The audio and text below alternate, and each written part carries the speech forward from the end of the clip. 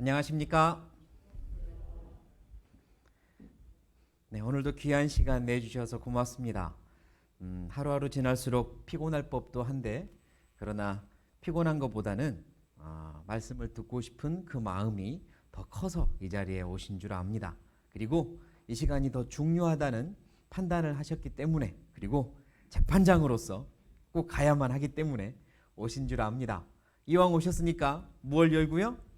마음 여시고 함께 해주시면 절대로 후회하지 않는 시간이 될 거라고 믿습니다. 마음을 여는 방법 제가 첫째 날 알려드렸는데요. 한 번만 따라하고 기도하고 시작하겠습니다. 마음을 여는 방법입니다. 따라해 주십시오. 그래, 무슨 말 하나 들어보자. 네, 그러시면 됩니다. 무슨 말 하나 한번 들어봐 주십시오. 네, 시작 전에 나 울려서 참 다행입니다. 그럼 다 같이 기도하고 시작하겠습니다. 살아계신 하나님, 오늘도 하루를 지켜주셔서 감사합니다. 그리고 이렇게 하나님 말씀 배울 수 있는 기회를 주셔서 감사합니다. 우리의 마음을 열어주십시오. 관심을 가지고 겸손한 마음으로 들을 수 있도록 도와주십시오. 아무런 방해받지 않도록 도와주십시오. 하나님의 큰 사랑과 은혜를 모두 다 얻도록 도와주십시오. 모든 걸 부탁드리며 예수님의 이름으로 기도드립니다. 아멘. 네, 마음을 열고 들어달라 부탁드렸는데요. 오늘은 특별하게 한 가지 마음을 가지고 들어주십시오. 어떤 마음이냐면 뭐 큰 건 아니고요. 따라해 주십시오. 관심. 네, 관심을 가지고 들어주셔야 합니다.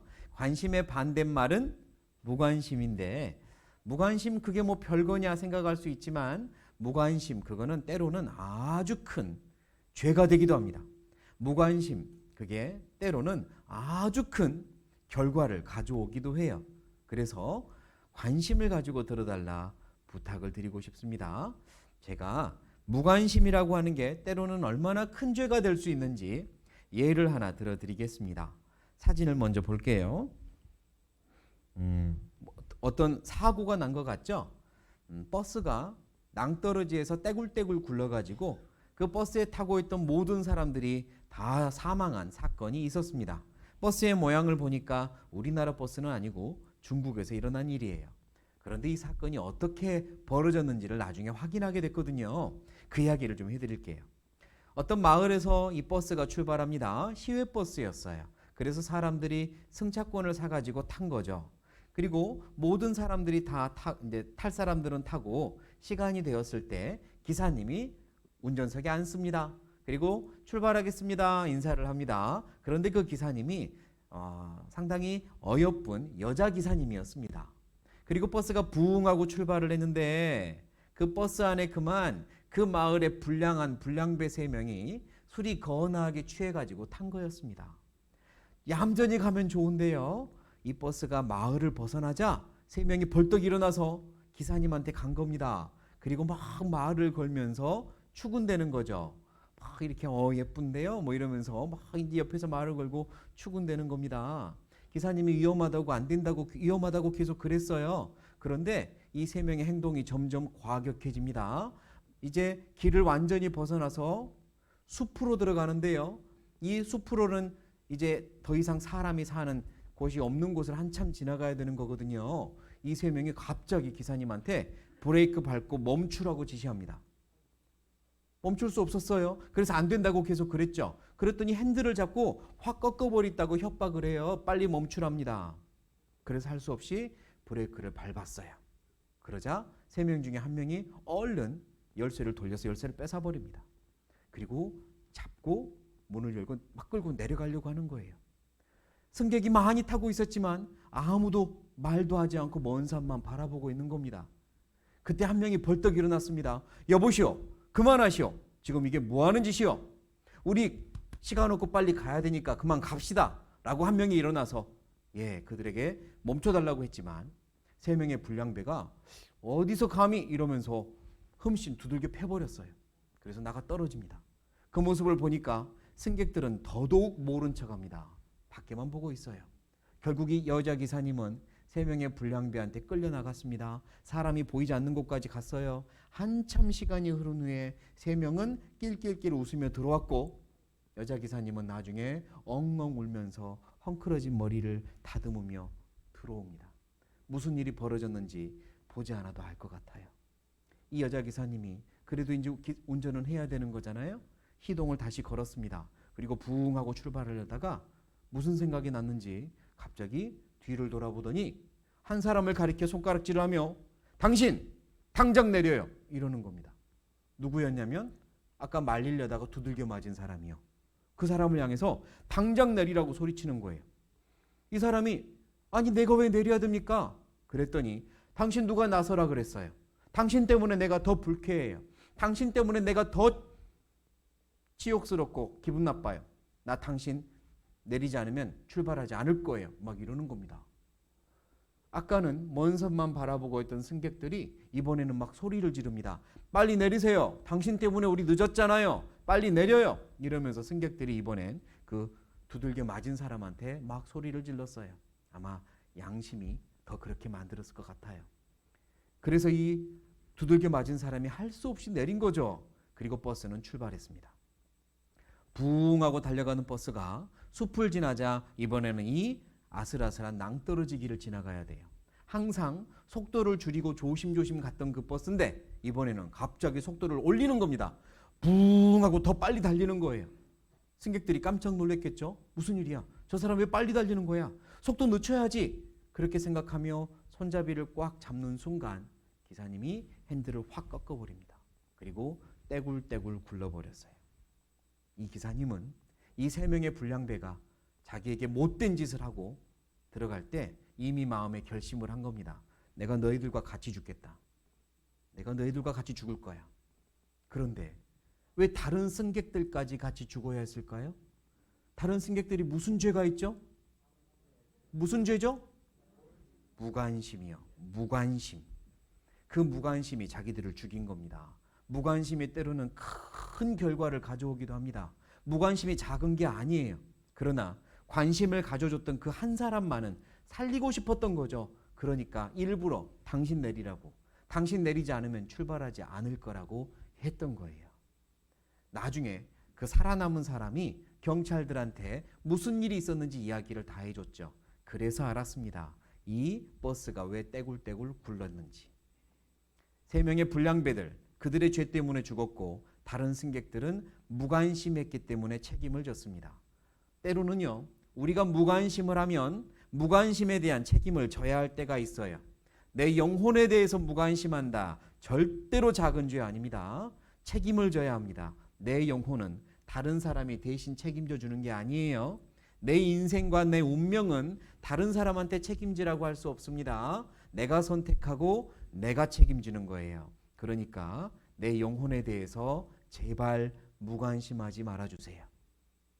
자기 건강에 무관심하다간 건강을 망칠 수도 있고 가족들에게 무관심하다간 가족들을 망칠 수도 있죠. 내 영혼에 무관심하면 나중에 엄청난 후회하게 될 겁니다. 그러니까 관심을 가져주세요. 내 영혼에 대해서 말이죠. 그리고 사람이요, 관심을 가지면 감사한 마음을 갖게 됩니다. 우리의 감사는 늘 한 발 늦는 경향이 있어요. 한 발 늦게 감사해요. 무슨 이야기냐? 이렇게 마스크 쓰고 다니지 않아도 될 때, 자유롭게 말해도 되고 자유롭게 식사해도 되고 그럴 때 우리는 감사하지 않았어요. 이렇게 자유로울 수가, 이렇게 편할 수가, 이렇게 숨 쉬는 게 좋을 수가. 그때는 아무도 그렇게 감사하지 않았습니다. 당연한 줄 알았어요. 그러나 이제 숨 쉬는 것도 제대로 마음대로 하지 못하는 이 시기가 되니 예전이 좋았구나 감사합니다. 손발을 다 쓸 수 있고 건강할 때는 감사한 줄 몰라요. 그러다가 어딘가 하나 크게 잃어버리면 그때 가서 감사하는 거죠. 우리의 감사는 한 발 늦는 경향이 있습니다. 그러지 맙시다. 하나님께 지금 감사하세요. 어제와 그제까지 배우셨잖아요. 하나님은 창조하신 분입니다. 우주와 지구와 그리고 나를 창조하신 분이에요. 얼마나 감사하며 살아보셨습니까? 정말로 하나님이 살아계시고 성경이 사실이라면 우리는 감사해야 됩니다. 내가 지금 이 자리에 앉아서 또는 영상 앞에 앉아서 말씀을 보고 있는 것을 감사하셔야 됩니다. 당연하다고 생각하지 마세요. 무관심하기 때문에 그럴 겁니다. 맑은 공기에 대해서 감사하세요. 그 감사를 누구한테 해야 될까요? 공기를 만들어 주신 분이에요. 감사한 마음으로 이 시간도 좀 들었으면 좋겠습니다. 마음 열고 들어주세요. 우린 지금까지 성경이 정말로 하나님의 말씀이냐라는 걸 배우고 있습니다.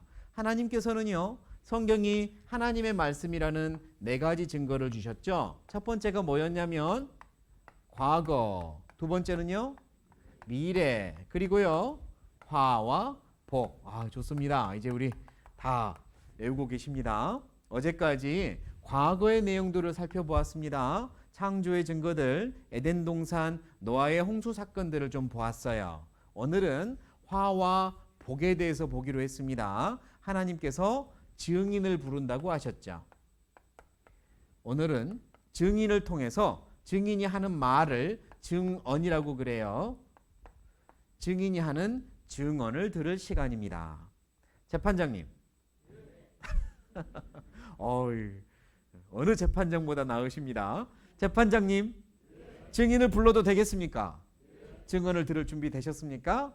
네, 그렇다면 증인이 누군지 이제 불러보도록 할게요.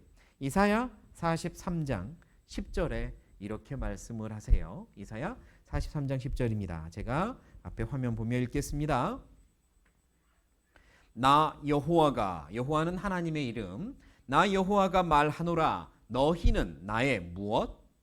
증인, 나의 종으로 택함을 입었나니. 하나님이 너희는 나의 증인으로 내가 선택했다라고 말씀하잖아요.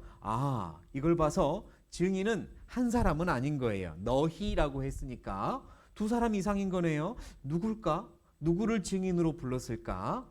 자, 계속 더 읽어볼까요?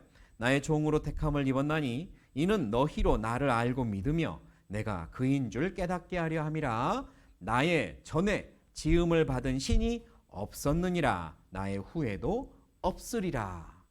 증인이 해야 될 이야기는 뭐냐? 결국은 하나님이 유일하신 신입니다.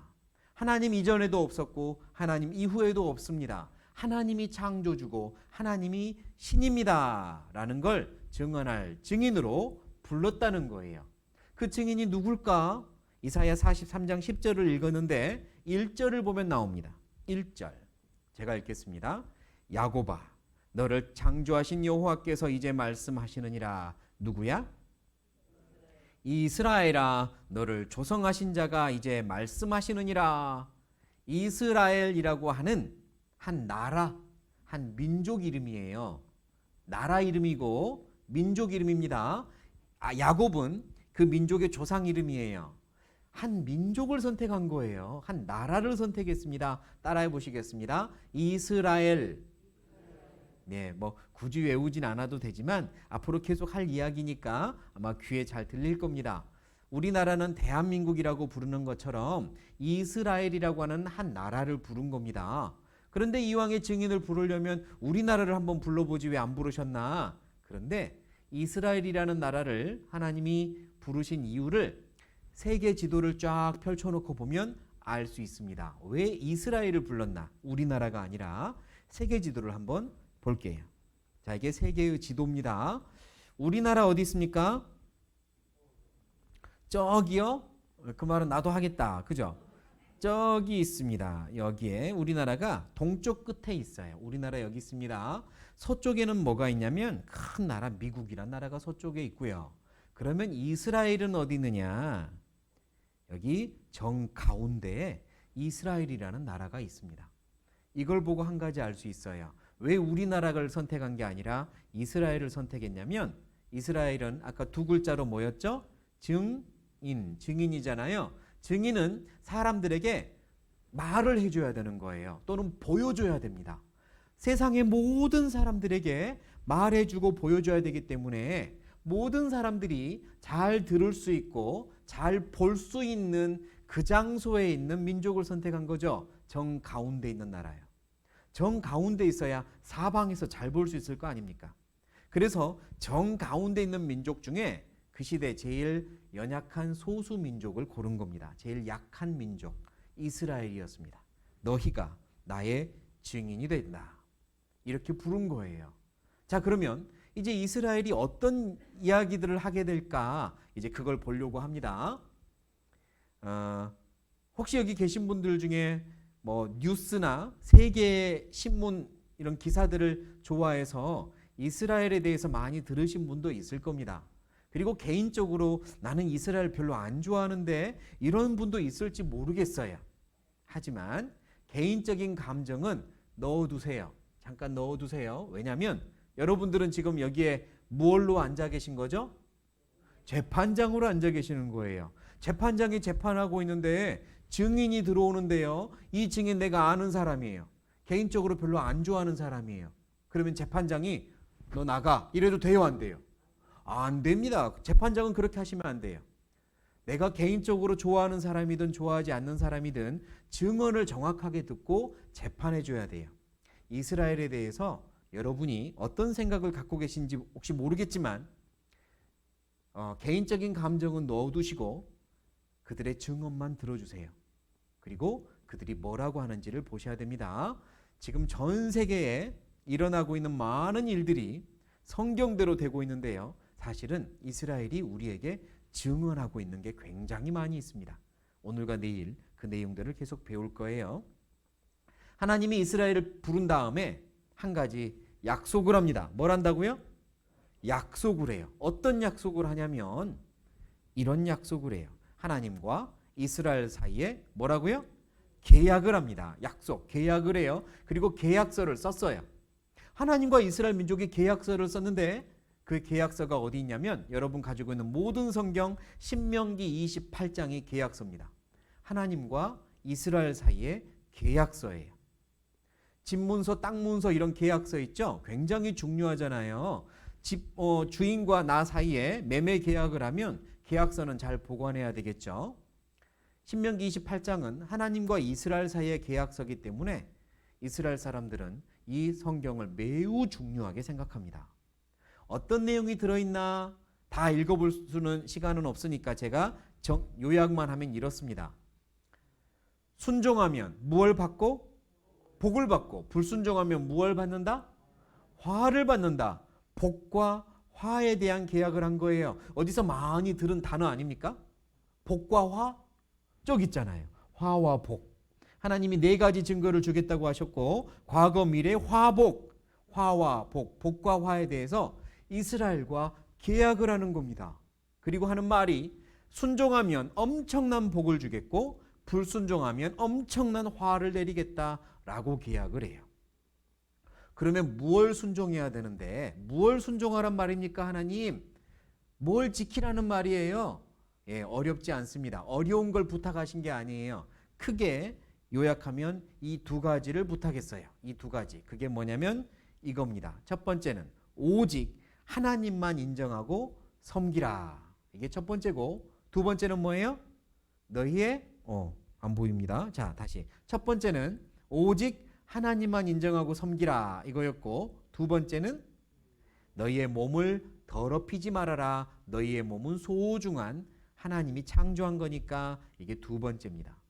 오직 하나님만 인정하고 섬겨라. 이건 너무 무리한 부탁이 아닌 거예요. 예를 들어보죠. 자, 엄마 아빠가 자기 아들한테 부탁합니다. 아들, 너 제발 옆집 아줌마한테 가서 엄마라고 하지 마. 내가 네 엄마야. 이렇게 말하니까 아들이 뭐라고 하냐면 그건 좀 무리한 부탁인데요. 나는 옆집 아줌마가 좋은데요. 이러는 거예요. 엄마, 나보고 엄마라고 하는 게 무리한 부탁입니까? 당연한 거잖아요. 아빠가 딸, 내가 아빠야. 옆집 아저씨가 아무리 잘생겼어도 내가 아빠야. 그랬더니 딸이 나는 잘생긴 사람이 아빠면 좋겠어요. 옆집 아저씨 보고 아빠라고 할래요. 이렇게 해도 되냐고요? 안 되죠. 엄마 아빠가 나를 부모로 인정해 라고 하는 건 무리한 부탁이에요? 당연한 부탁이에요? 당연한 부탁. 하나님이 이스라엘 민족에게 그걸 부탁한 겁니다. 나만 하나님 신으로 인정해라. 왜? 내가 너희를 창조했으니까. 무리한 부탁 아니에요. 그리고 두 번째 부탁도 무리한 거 아니에요. 내가 너희를 얼마나 소중하게 여기는 줄 아느냐. 너희의 몸은 내가 창조한 소중한 거란다. 그러니까 함부로 더럽히지 마. 무리한 거 아니잖아요. 이 두 가지만 순종하라고 한 겁니다. 그래서 이스라엘 민족이요. 네, 알겠습니다 해요. 어떤 복을 줄 건지, 어떤 화를 내릴 건지 잘 들어본 다음에 네, 좋습니다 라고 약속을 하게 됩니다. 순종하면 복을 받고 불순종하면 화를 내리겠다 했는데요. 복에 대해서도 이따가 보겠지만 순종하면 엄청난 복을 준다고 그랬어요. 이스라엘 민족이 좋습니다. 좋아요. 복을 준비하십시오. 하나님, 우리는 절대로 순종할 거니까 이런 마음을 가졌던 거예요. 그러나 반대로 불순종하면 엄청난 화를 내리겠다고 했습니다. 그리고 구체적으로 약속을 해요. 구체적으로 첫 번째 화가 뭐냐면 전쟁과 자연재해가 일어나겠다고 말했어요. 너희가 하나님만 인정하지 않고 우상을 숭배하거나 너희의 몸을 더럽히는 죄를 지으면 전쟁이 일어나거나 자연재해가 일어날 거야. 그때라도 너희가 하나님 잘못했습니다. 우리가 잘못했어요 라고 돌이키면 다 해결해 줄마. 이렇게 약속한 겁니다. 그럼에도 불구하고 너희가 계속해서 불순종을 하면 그 다음번 화는 이제 너희는 아예 전쟁에서 패하고 식민지가 되어서 마치 노예처럼 종처럼 지배당할 거야. 이게 두 번째 화입니다. 그때라도 너희가 잘못했습니다. 하나님 우리가 잘못했어요 라고 돌이키면 다시 다 회복시켜 주마. 하지만 그때에 가서도 너희가 계속해서 죄를 지으면 세 번째 더 큰 재앙이 있을 거야 라고 하는 겁니다. 이 더 큰 재앙이 뭔지는 이따가 말씀드릴게요. 이스라엘 민족은요, 하나님께서 순종하면 큰 복을 줄 것이고 불순종하면 큰 화를 내리겠다고 했을 때 하나님, 우리가 왜 불순종합니까? 우리는 절대로 불순종할 일 없습니다. 이런 마음을 가지고 하나님과 약속이 이루어집니다. 계약이 이루어졌어요. 그리고 어떻게 했을까요? 처음부터 불순종했을까요? 처음에는 순종했을까요? 처음에는 순종하죠. 처음에는 하나님께서 명하신 대로 순종합니다. 그랬더니 엄청난 복이 있었어요. 다윗이라는 왕과 솔로몬이라는 왕이 다스릴 때는 80년 동안 전 세계에서 가장 강한 나라, 가장 부유한 나라가 되기도 했어요. 그러나 그 다음부터가 문제입니다. 돈이 많고 시간이 많아지니까 여러분, 내가 개인적으로 돈이 엄청 많아지고 쓰고 남을 정도로 시간도 많아지면 뭐 하고 싶을 것 같으세요? 보통 사람이요, 돈이 넘치도록 많아지고 시간이 많아지면 이제 죄를 짓고 싶어집니다. 보통 그래요. 이스라엘이 그랬습니다. 엄청난 부와 엄청난 시간을 주니까 이들이 죄를 짓기 시작했어요. 하나님이 하면 안 된다는 짓을 하기 시작했어요. 그래서 하나님이 계속 경고를 합니다.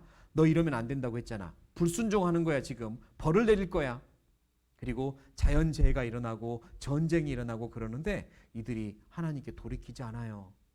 그래서 결국은요, 두 번째 약속대로 전쟁에서 패하고 식민지가 됩니다. 지금부터 약 2600년 전에 나라가 멸망해버려요.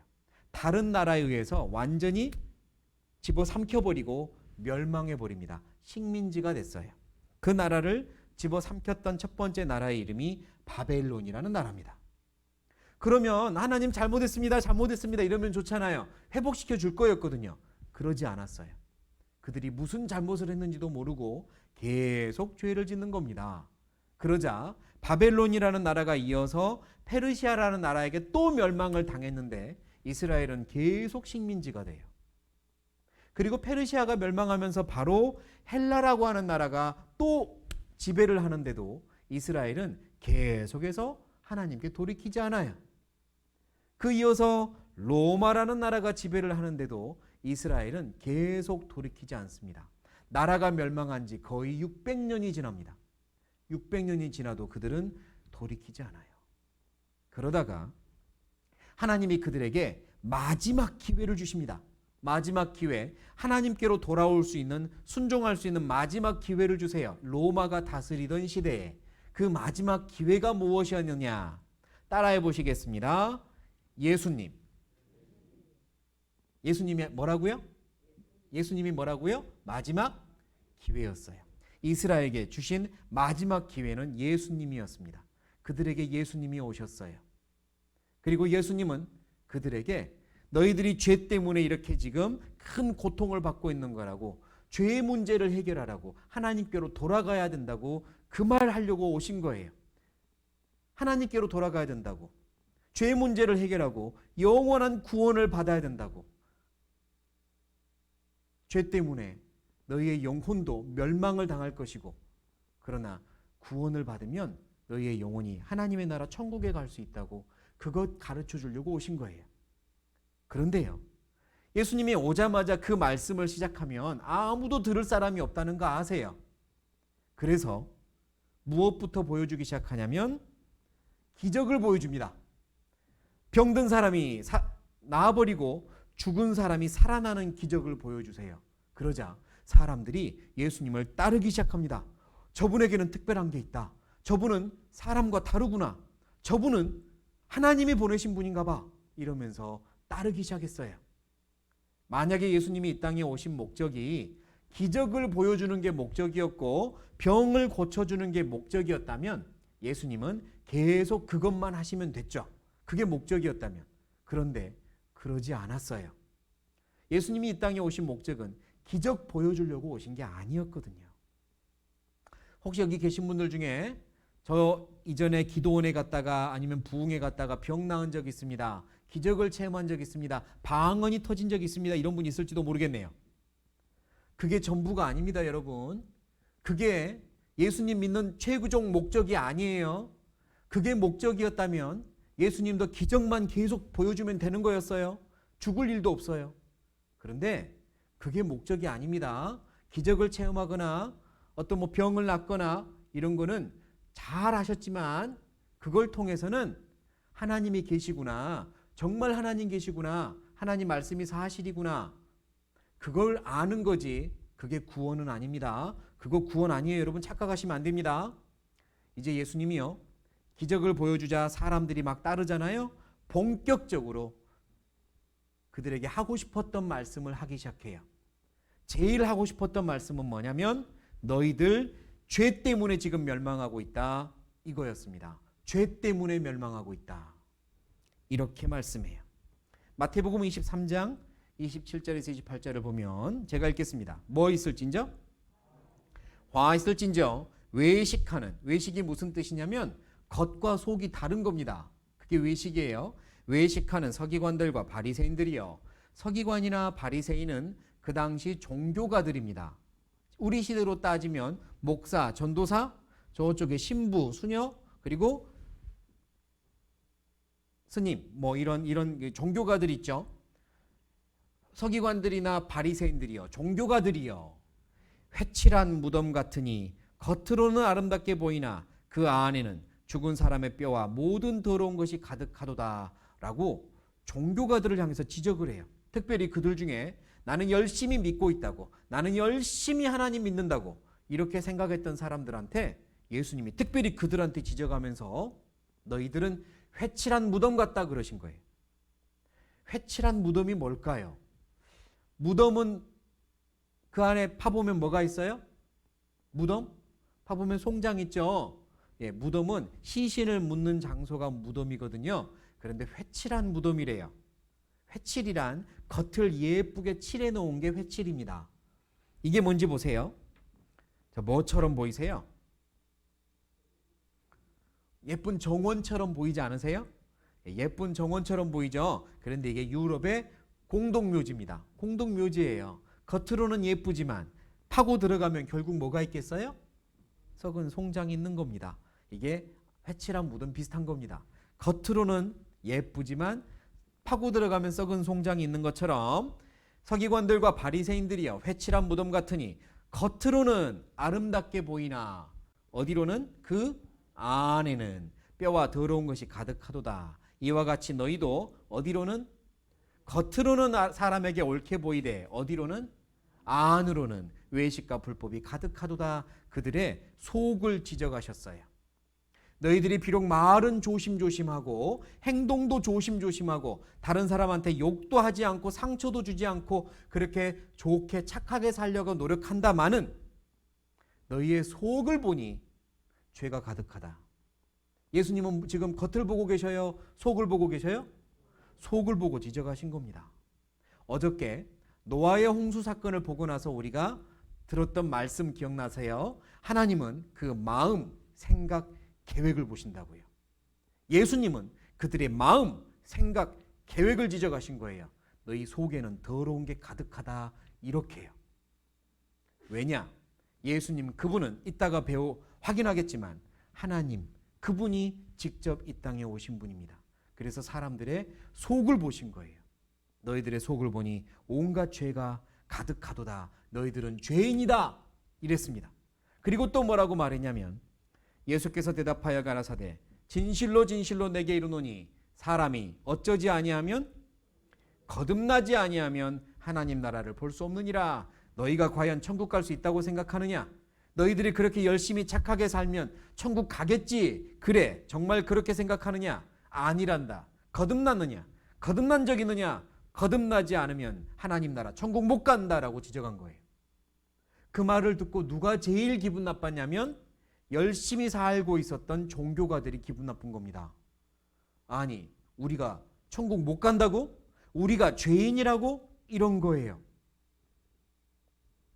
이들의 눈을 보세요. 지금 좋아 보입니까? 성질나 보입니까? 시뻘게 갖고 화가 잔뜩 났죠? 맞아요. 이들이 화가 잔뜩 났습니다. 뭐라고? 지가 뭔데 우리 보고 죄인이래? 자기가 뭔데 우리 보고 천국 못 간대? 종교가들이 백성들을 막 선동합니다. 저 사람 안 되겠다. 저 사람 안 돼. 저 사람 우리가 믿을 만한 사람 아니야. 저 사람 잘못된 사람이야. 이러면서 이제 예수님을 막 미워하기 시작한 겁니다. 그러다가 결정적으로 이 사건이 있었어요. 예수님이 뭐라고 하시냐면 노란 부분입니다. 나와 아버지는 어쩌니라? 하나이니라. 이 말은 같다 다르다? 하나라는 말은 같다는 말이죠. 나와 아버지 하나님은 하나이니라. 이 말은 예수님이 자기 입으로 나와 하나님은 같다 이러신 거예요. 나와 하나님은 같다 그런 겁니다. 예수님이. 그러니까 그 말을 들은 사람들이 돌을 들어서 찍으려고 해요. 예수님을.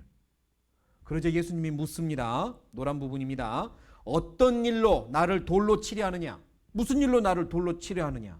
그랬더니 그들의 대답이 어떠냐? 네가 무엇이 되어? 사람이 되어 자칭 뭐라 한다고요? 하나님이라 함이로다. 너는 사람이잖아. 어찌 사람인 네가 하나님이라고 말해? 그러니까 죽어야지. 신성모독이야. 죽어야 돼. 그리고 죽이려고 한 거예요. 자, 이제 잘 생각해 봐야 됩니다. 예수님이 있고요. 사람들이 있어요. 예수님은 나는 하나님과 같다 이렇게 말하죠. 그리고 여기 있는 사람들은 당신은 하나님이 아니라 사람이다 이렇게 말한 거예요. 맞습니까? 자, 둘 중에 한 사람은 맞고 한 사람은 틀린 겁니다. 예수님이 맞을 수도 있고 이스라엘 사람들이 맞을 수도 있어요. 예수님의 말이 맞으면 예수님은 하나님이 이 땅에 오신 분이에요. 사람들의 말이 맞으면 예수님은 사기꾼이에요. 사람이 돼가지고 하나님인 척 했으니까 죽어 마땅해요. 둘 중에 한쪽은 맞고 한쪽은 틀린 겁니다. 그런데요, 이스라엘 사람들이 예수님이 나와 하나님은 같다 그러니까 그렇지 않아도 미웠는데, 우리 보고 막 속을 뒤집어 놓고 죄인이라고 하니까 미웠는데 자기가 하나님인 척 하니까 죽여야 된다. 이제 죽여야 된다 그런 겁니다. 죽어 마땅해. 그래서 이 종교가들을 대표로 해서 사람들이 예수님을 잡아가지고요. 그 당시 재판장이었던 재판장이 똑같은 재판장이 있습니다. 빌라도에게 데려온 겁니다. 여러분과 지금 같은 재판장이에요.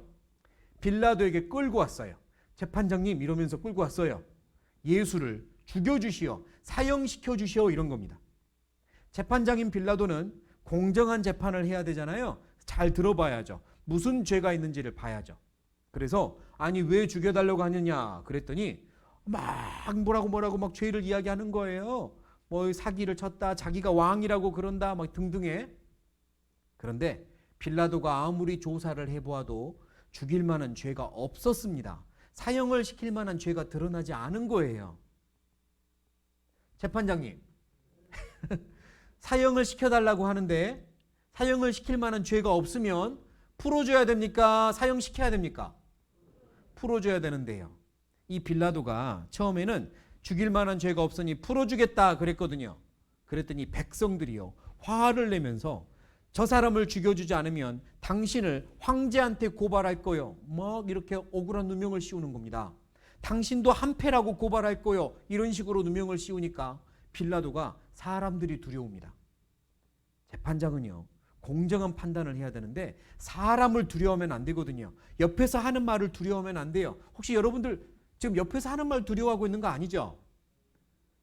옆에서 야 하필이면 교회가, 야 하필이면 뭐 저기 후폭교회까지가 뭐 이러면서 옆에서 하는 말 두려워하는 거 아니죠? 공정한 재판하세요.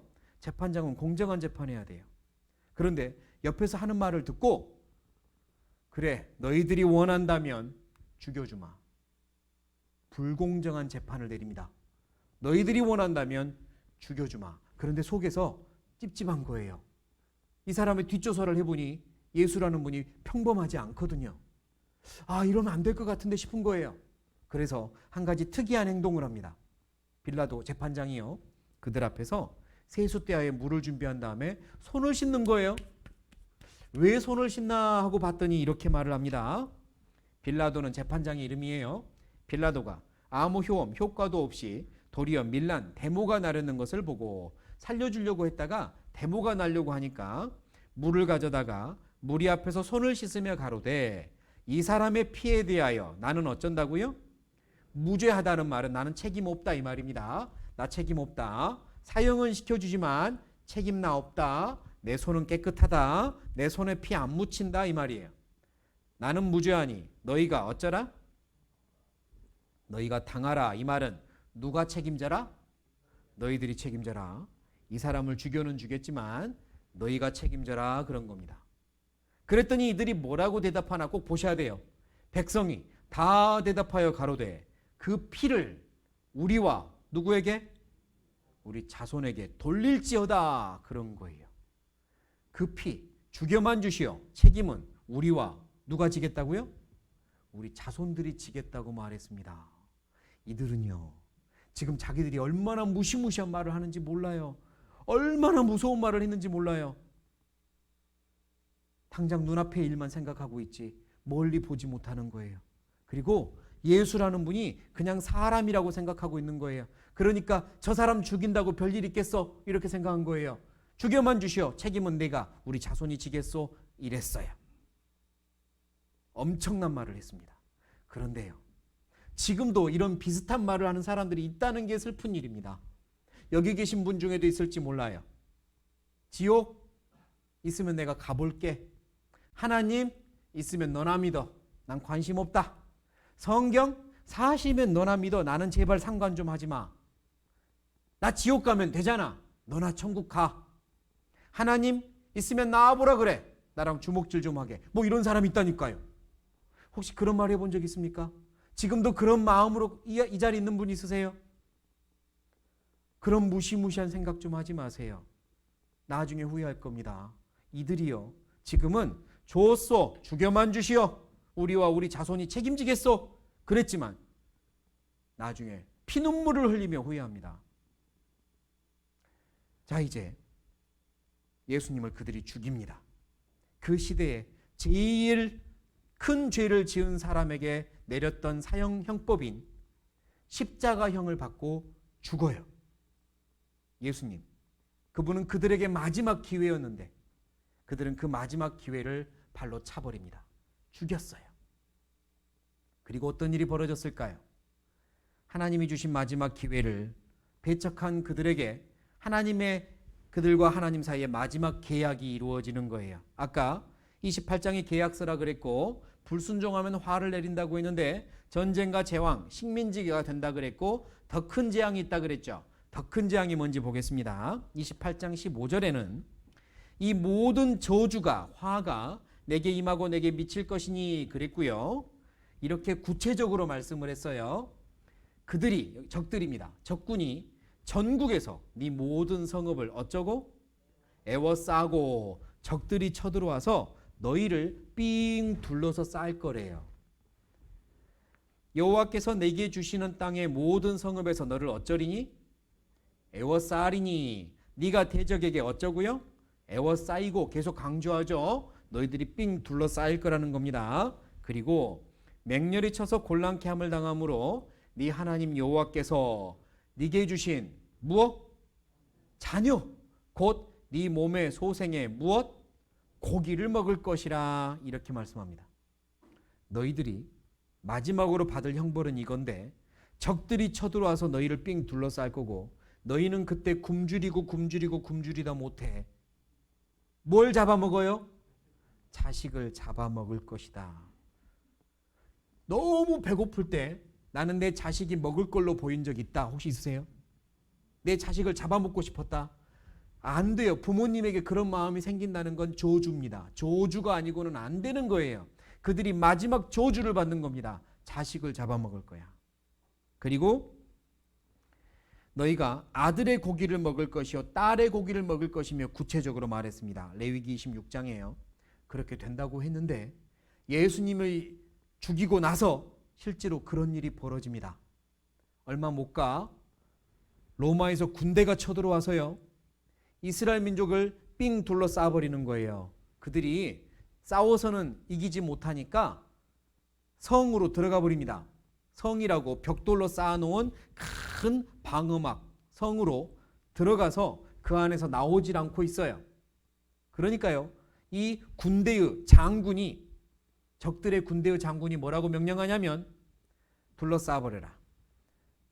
활이나 돌 대포를 쏘지 말고 둘러싸라. 저들이 나오지 않으니까 우리도 작전을 바꾼다. 그러면서 그들을 삥 둘러싸버린 거예요. 하나님과 마지막 계약하고 똑같이 되는 겁니다. 삥 둘러싸버렸습니다. 시간이 오래 흐르니까요 그 성 안에 먹을 게 떨어져 버립니다. 거기서 뭐 더 이상 먹을 게 나오질 않아요. 밖에서 먹을 것을 사와야 되는데 나갈 수도 없습니다. 어떡하죠? 이제 짐승을 잡아먹어요.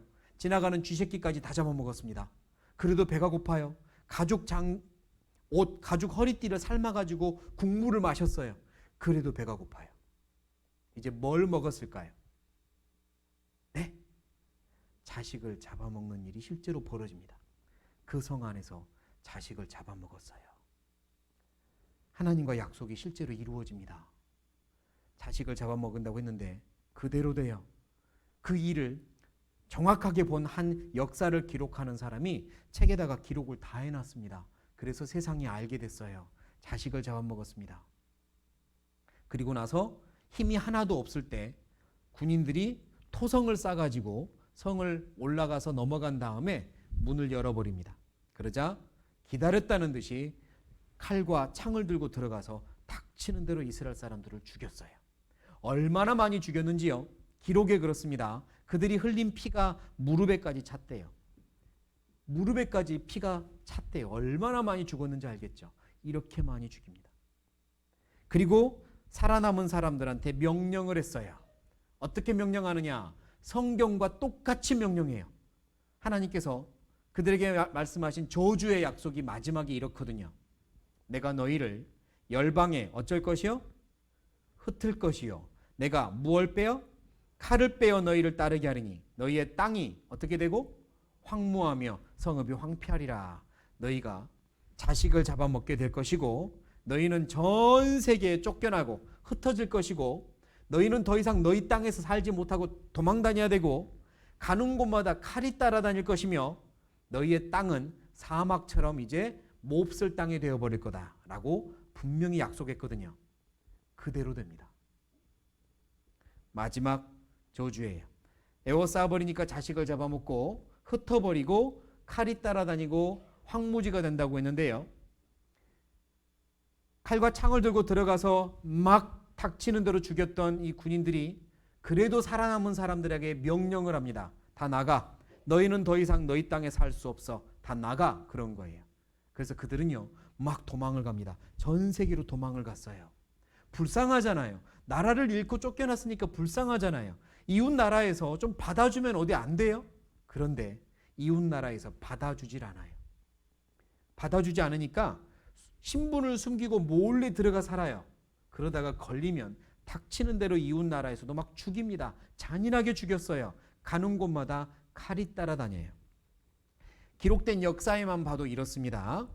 110만 명이 학살을 당했고요. 58만 명이 학살을 당했고 4천 명이 죽었고 대거 죽었고 불에 태워서 전부 죽였고 화형시켰고 10만 명이 죽었고 수천 명을 죽였고 30만 명을 쫓겨냈고 그리고 2차 세계대전 때는 600만 명이 학살을 당합니다. 그들이 가는 곳마다 죽임을 당했던 역사예요. 그들이 자기들이 이스라엘 사람입니다 라는 걸로 숨기고 다니니까 너희들 더 이상 숨기고 다니면 가만 안 둘 거야? 이웃 나라에서 모두 다 똑같이 명찰을 하나 만들어줍니다. 뭐라고 써있냐면 주드인데요. 유대인이라는 뜻입니다. 자, 한번 따라해 보시죠. 유대인. 왜 유대인이냐면 그들이 멸망할 때 나라의 이름이 유다였거든요. 그러니까 유대인이라는 겁니다. 우리 중국에 있는 우리 동포들한테 무슨 족이라고 부르죠? 왜요? 조선시대 그 후손들일 거다 해서 조선족 그러는 거예요. 저기 러시아 땅에 있는 우리 동포들에겐 고려인 그러잖아요. 고려시대 때 넘어간 후손들일 거다. 고려인, 나라 이름에다가 인을 붙였죠. 유대인이라는 말은 멸망당할 때 너희 나라가 유다였으니까 유대인 이렇게 부르는 겁니다. 이스라엘 사람, 유대인 똑같은 말이에요. 주드라는 말은 유대인입니다 라는 뜻이에요. 앞으로 너희들은 이 명찰을 다 달아라. 만약에 달지 않고 다니다가 걸리면 바로 죽여도 된다. 이렇게 명령한 거예요. 그래서 그들이요 명찰을 달고 돌아다녀야 됩니다. 유대인이야. 그러면 어떤 사람도 상종하지도 않았어요. 다 차별하는 겁니다. 그들은 가는 곳마다 이렇게 차별을 받고 잘 살다가도 쫓겨나고 그랬습니다.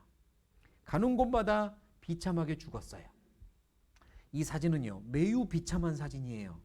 잘 한번 보시면 세 종류의 사람들이 나옵니다. 이 사진에 1번 몽둥이를 들고 있는 사람이 있죠. 2번 쓰러져 있는 사람이 있죠. 3번 저 뒤에 군복을 입고 총 들고 있는 사람들이 있습니다. 어떤 일이냐면요. 이 사진은 감옥에서 벌어진 일이에요. 감옥에 몽둥이를 들고 있는 사람들은 감옥에 갇혀 있는 죄수들이에요.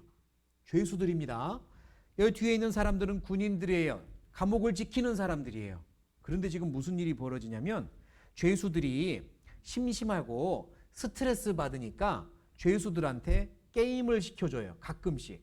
어떤 게임을 시켜주냐면 유대인들, 이스라엘 사람들을 잡아가지고 와서 풀어주고 몽둥이를 가지고 무조건 때려 죽이는 게임을 시켜줘요. 두더지 게임이라고 망치로 막 두드려 때리는 게임 아세요? 머리가 올라오면 때리는 거. 그것처럼 살아있는 사람을 데리고 움직이면 때려버리는 겁니다. 이런 게임을 한 거예요. 그리고 도망가거나 반항하면 군인들이 총으로 쏴버리는 거죠. 이스라엘 사람들은요. 죄수들보다도 못한 취급을 받았습니다. 몽둥이로 두드려 맞아도 다 좋다 그랬어요. 가는 곳마다 비참한 죽음이 따라다닙니다.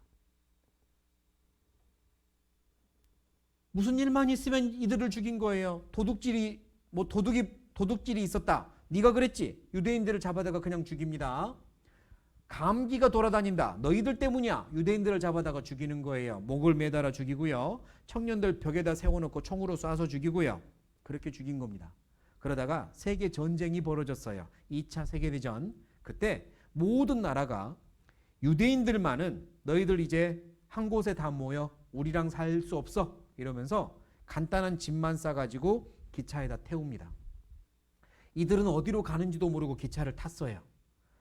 기차를 타고 한참 가보니 이런 수용소, 감옥이 나왔는데요. 이곳에다가 남자와 여자를 구분한 다음에 집어넣었습니다. 이런 동물 우리 같은 곳에다가 빽빽하게 집어넣은 다음에 이들을 데리고 강제 노동을 시키거나 생체 실험을 해요. 생체 실험이 뭐냐면 의사들의 꿈이 있었습니다. 그 당시 의사들의 꿈이 뭐냐?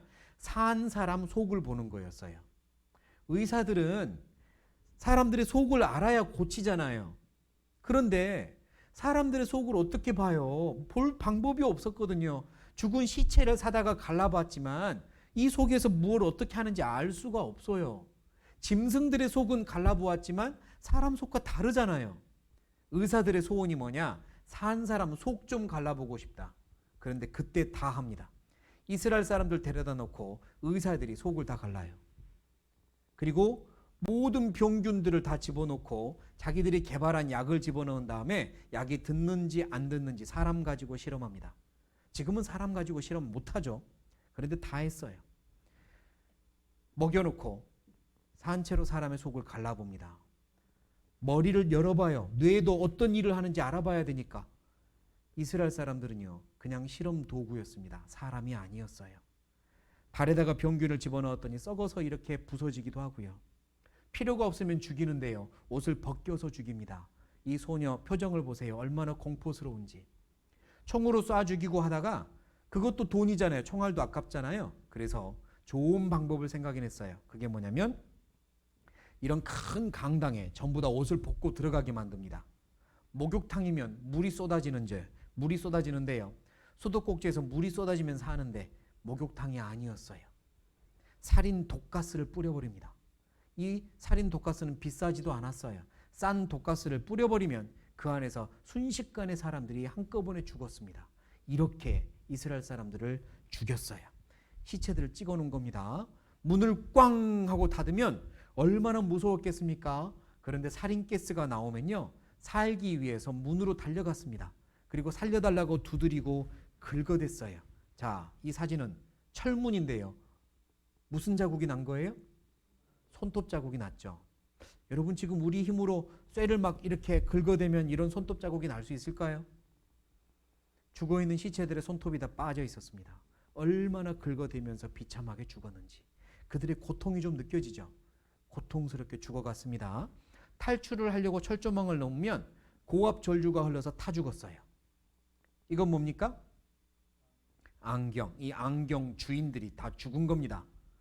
여자들은요, 머리카락을 다 밀었어요. 이것도 쓸데가 있다고 머리카락 밀어내고 죽였습니다. 신발, 이 신발 주인들이 다 죽어야 했습니다. 600만 명이 죽었어요. 전쟁 중에요, 그들이 도망을 가고 나서 연합군이 들어갔을 때 미처 치우지 못한 시체들이 이렇게 많았습니다. 간신히 살아남은 아이들도 있었어요. 그리고 많은 아이들은 죽어야만 했죠. 질문 한번 드려보죠. 이 아이들이 왜 그렇게 죽어야 했죠? 누구 때문에? 자기 조상들 때문에. 조상들이 분명히 그렇게 말했거든요. 죽여만 주시오. 그러면 그 책임은 우리와 누가 지겠다고요? 우리 자손들이 지겠다고. 그들이 그렇게 된 거예요. 여기 계신 분들도 똑같은 책임이 있습니다. 내가 지금 재판을 잘해야 돼요. 성경이 사실이고 하나님 살아계시고 성경에 진짜로 답이 있다면 이거는 나의 문제일 뿐만 아니라 내 가족, 내 자식들까지의 문제가 되는 거예요. 내가 선택을 잘못하면 나만 지옥에 가는 게 아니라 내가 사랑하는 사람들도 다 같이 가는 겁니다. 그렇지 않겠습니까? 이건 내 문제가 아니에요. 이제 내 사랑하는 모든 사람들을 대표해서 내가 여기 와 있는 겁니다. 선택 잘 하셔야 됩니다. 재판 잘 하셔야 됩니다. 이스라엘 사람들은 그 피를 우리와 우리 자손에게 돌릴지어다. 자손들이 이렇게 죽어갔다니까요. 물론 그들이 갇혀있는 수용소에요, 하나님이 그들에게도 예수 믿고 구원받을 기회를 주셨어요. 유명한 목사님들이 감옥에 같이 잡혀 들어갑니다. 그 안에서 복음을 전해요. 그리고 그 안에서 구원받는 역사가 있었습니다. 그들이 누워있는 침대 위에 낙서를 보면요, 예수님의 사랑에 감사합니다, 구원하신 예수님을 감사하고 찬양합니다, 낙서들이 있었어요. 복음이 전해집니다. 그러니까 그들이 천국 갈 기회마저 없어진 건 아니에요. 하나님은 누구든지 구원받을 기회는 주셨어요. 중요한 건 여기 계신 우리들입니다. 무관심하면 안 됩니다. 관심을 갖고 들어주세요. 그들이요, 이렇게 비참한 역사를 당해야만 했습니다. 자식들까지도 너도 나도 많이 죽었습니다. 그리고 그 땅은 황무지가 되어버렸어요. 이건 이따가 2교시 때 보기로 하죠. 이들이요, 예수님을 배척해버리고 이렇게 비참한 저주를 받았잖아요. 이유가 뭘까요? 왜 예수님을 배척했을까요? 그 이유를 알아야 우리는 예수님을 배척하지 않을 수 있습니다. 그 이유가 뭐냐? 첫 번째, 그들의 관심은 어디에 있었느냐? 어디에 있었대요? 육신의 문제, 사는 문제에만 있었어요. 영혼에게 관심이 없었다니까요. 예수님은 그들의 영혼을 위해서 왔는데 그들은 사는 문제만 해결하고 싶어서, 지금 당장 잘 사는 것만 해결하고 싶어서 예수님을 따라다녔던 거예요. 서로 생각하는 게 달랐잖아요. 그래서 예수님을 배척합니다. 지금 이 자리에 앉아 계신 분들, 혹시라도 내가 여기 앉아 있으면 하나님이 복 좀 주실까? 여기 앉아 있으면 내 자식들 잘 될까? 그래서 앉아 있으면 마음 바꾸세요. 이 자리는 영혼 문제, 지금 그게 제일 중요한 자리입니다. 영혼의 문제입니다. 예수님은 영혼의 문제를 해결하려고 오신 거예요. 그러나 그들은 영혼에 관심이 없었어요. 무관심했습니다. 두 번째, 그들이 예수님을 배척한 이유는 그들이 무엇이라는 사실을, 죄인이라는 사실을 인정하지 않았습니다. 회칠한 무덤 같다고, 겉과 속이 다르다고 지적을 했건만 그들은 인정하지 않았어요. 지가 뭔데 나보고 죄인이래. 오히려 화를 냈습니다. 여러분은 그러면 안 돼요. 하나님은 마음, 생각, 계획을 보시는 분입니다. 우리 속을 들여다보고 계신 분이에요. 하나님이 정말 살아계시면 그 앞에서 우리의 모든 속이 다 드러납니다. 감출 수 없습니다. 정직하세요. 정직하셔야 됩니다. 세 번째, 그들은 예수님이 평범한 무엇이라 생각했다? 사람이라 생각했어요. 예수님은 자기 자신은 나와 하나님은 같다고 했건만, 그들은 예수님이 사람이라고 생각했습니다. 그래서 자신 있게 말했죠. 죽여만 주시어 책임은 우리와 우리 자식들이 지겠소 그랬어요. 자, 여러분이 한번 생각해 보세요. 예수님의 말이 맞았습니까? 그들의 말이 맞았습니까? 예수님 말이 맞았어요. 예수님이 평범한 사람이었다면 그들이 그렇게 엄청난 세월 동안 그렇게 저주를 받았을까요? 예수님이 평범한 사람이었다면? 이렇게 생각해 보죠. 저한테 실제로 일어났던 일이에요. 제가 중학교 때요. 학교가 그날따라 늦게 끝났습니다. 9시 넘어서, 밤 9시 넘어서 끝났어요. 그래서 이제 집에서 학교까지 학교에서 집에까지 걸어가거든요. 근데 그날 너무 어두웠고요. 안개마저 자욱해가지고 앞이 잘 보이지 않았습니다. 무서워서 땅만 보고 이렇게 걸어갔어요. 그런데 저쪽에서요, 시커먼 큰 남자 두 명이 걸어서 나한테 오고 있었어요. 더 무섭잖아요. 그래서 진짜로 땅만 보고 걸었어요. 그런데 그 남자 둘이 가까워지더니 제 옆에 오더니 나를 딱 붙잡는 거예요. 얼마나 무서웠겠습니까? 딱 쳐다봤죠. 그랬더니 그 큰 형들이, 야, 너 나 알아? 그래요. 자기들이 먼저 아는 척하면서. 그래서 아니 모르겠는데요. 우리 깡패야 이러더라고요. 자기 신분을 딱 밝히대요. 그래서 예 그랬어요. 그리고는 양쪽에서 제 팔짱을 딱 끼고 드는데 발이 허공에 떠버렸습니다. 그대로 들고 논으로 끌려갔어요. 그리고 있는 건 내놔 이러는 겁니다. 제가 이렇게 좀 있어 보이지만 그때 아무것도 없었거든요. 돈이 없었어요. 그래서 나 없는데요. 어쭈 뒤져서 나오면 죽어. 그리고 뒤졌는데 돈이 없잖아요. 그래서 하는 말이, 돈 없으면 몸으로 때워야지 하고 우두둑 하는 겁니다. 죽었다 싶었습니다. 그때 저도 모르게 손을 모았어요. 뭐 기도하고 싶었는지 살려달라고 하고 싶었는지 아무튼 이랬죠. 그때 손에서 반짝하고 빛나는 게 있었어요. 뭐가 빛났죠? 손목시계. 바로 이전 생일 때 아버지가 사준 그 당시 유행하던, 혹시 아실 분들이 있나? 한독 돌핀 전자시계라고요. 그 손목시계가 반짝 빛난 거예요. 새 거였는데. 잠깐만. 너 좋은 거 찾다. 벗어봐. 하고 한 형이 가져가서 자기가 차더라고요. 그리고 됐다. 이걸로 퉁치자. 가. 그랬어요. 제가 어떻게 했을까요? 예 하고 얼른 도망 나왔죠. 그래서 지금 여러분 앞에 서 있는 거잖아요. 여기까지는 실화예요. 여기까지는 실화입니다. 이제 예를 들겠습니다. 예를 듭니다. 만약에 그 형이 저한테, 야, 시계랑 퉁치자. 가봐. 그러니까 제가 하는 말, 안 돼요. 시계 내놔요. 제가 그런 거예요. 예를 들고 있습니다. 그러니까 그 형이 어쭈 죽을래? 이런 거예요. 그래서 예를 들어서 제가, 형, 나 죽이면 지금 형네 집안 모든 사람들과 형네 친척들 그리고 형네 가족들 자자손손 저주받을 텐데요. 내가 그렇게 말하는 거예요. 그러면 그 형이 뭐라고 할까요? 미안하다, 사람 잘못 봤다 이럴까요? 아닙니다. 그러나 한번 보자 이러면서 때려 죽일지도 몰라요. 자, 계속 예를 듭니다. 내가 그런 거예요. 형, 나 죽이면 형네 가족, 친척, 자자손손 대대로 저주 있을 거예요. 내가 그랬는데 이 형이 오냐 그런가 보자 하고 죽였다고 하겠습니다. 어떻게 될까요? 그 형은 진짜로 그의 모든 가족들이 풍비박산나고 자자손손 대대로 저주받고 그럴까요? 아니면 별일 없을까요? 슬픈 사실이지만 별일 없습니다. 저 하나 그렇게 죽였다고 큰일 나겠어요? 저같이 평범한 사람 별일 없습니다. 왜요? 저는 평범한 사람이니까. 맞습니까? 자, 예수님을 다시 생각합니다. 그들은 예수님이 평범한 사람이라고 생각한 거예요. 그래서 죽여만 주시오. 우리와 우리 자손이 책임지겠소 이런 거예요.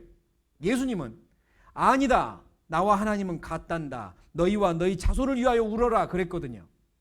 누가 맞았습니까? 예수님이 맞았잖아요. 그건 무슨 의미예요? 예수님은 그들이 생각했던 것처럼 평범한 사람이 아니었던 거예요. 예수님, 그분은 하나님이 이 땅에 오신 분입니다. 이제 여러분이 재판을 할 차례가 되었습니다. 이스라엘 민족이 증언대에 서서 재판하는 거예요. 이렇게 말할 겁니다. 재판장님. 재판장님이 좋으십니까? 재판장님. 제 말 좀 들어보십시오. 성경을 보시고 우리 민족의 역사랑 비교해 보십시오. 하나님과 약속한 대로 모든 저주의 약속이 우리에게 그대로 왔습니다. 우리가 예수님을 죽였을 때, 그 피를 우리와 우리 자손에게 돌리라고 했을 때 그대로 되었습니다. 여러분, 성경은 사실입니다. 하나님은 살아계십니다. 라고 그들은 증언하는 거예요. 여러분은 그 증언을 듣고 둘 중에 하나를 선택하셔야 돼요. 맞구나 또는 기각한다, 틀렸구나. 받아들일 겁니까? 기각할 겁니까? 그들의 증언을. 어떻게 이거를 말이 안 된다고 할 수 있습니까? 재판장으로서 어떻게 그들의 증언이 말이 안 된다고 할 수 있어요? 성경과 비교해 보세요. 그대로 됩니다. 똑같습니다. 그리고 그들은 계속해서 증언합니다. 여러분, 우리는 예수님을 배척했습니다. 예수님, 그분은 우리에게도 마지막 기회였지만 그거 아십니까? 여러분께도 마지막 기회입니다. 예수님이 여러분의 마지막 기회예요. 여러분은 예수님을 배척하면 안 됩니다. 우리는 사는 문제, 육신의 문제에만 관심이 있었습니다. 여러분은 그러지 마세요. 영혼의 문제에 관심을 가지세요.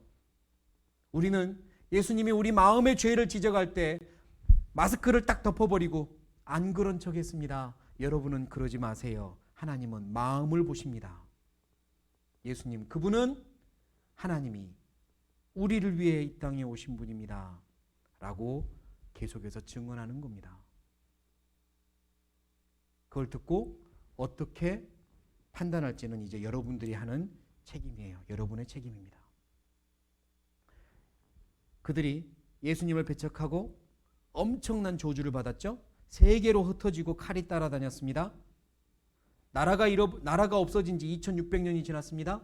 그런데요, 만약에 지금 올림픽 경기를 한다면 이스라엘이라는 나라가 올림픽에 옵니까? 아니면 없어졌습니까? 나와요. 이스라엘이라는 나라가 갑자기 생겨났어요. 멸망해버리고 쫓겨났던 이스라엘이 지금 있다니까요. 어떻게 된 거죠? 그들은 언제 생겨난 거죠? 그리고 지금 그들은 어떻게 살고 있죠? 이제 그들이 하나님과 약속한 복을 받는 시대가 지금 시대입니다. 어떤 일이 벌어지고 있는지 이제 또 확인하고 증언을 들어야 돼요. 잠깐 기지개 좀 켜고 운동 좀 하고 계속하겠습니다. 쉬는 시간입니다. 자, 따라해 보시기 바랍니다. 박지성과 함께하는 대한민국 응원체조.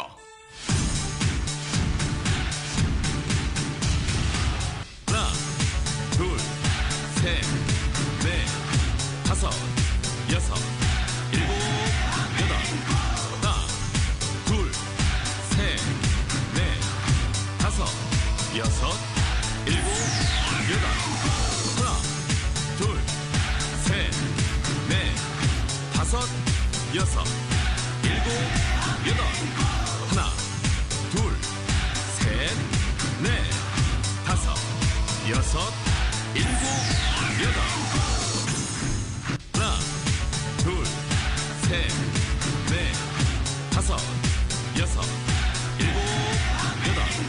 하나, 둘, 셋, 넷, 다섯, 여섯, 일곱, 여덟. 하나, 둘, 셋, 넷, 다섯, 여섯, 일곱, 여덟. 하나, 둘, 셋, 넷, 다섯, 여섯, 일곱, 여덟.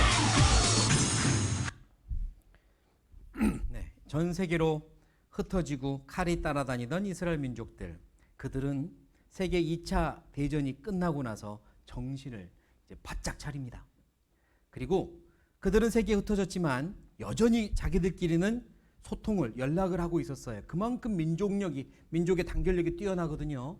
그리고 그들에겐 종교 지도자도 있었습니다. 그들 사이에 운동이 벌어져요. 어떤 운동이냐면 정신 차리고 하나님께로 돌아가자는 회복 운동이 이제 벌어집니다. 우리가 왜 이렇게 멸망했느냐?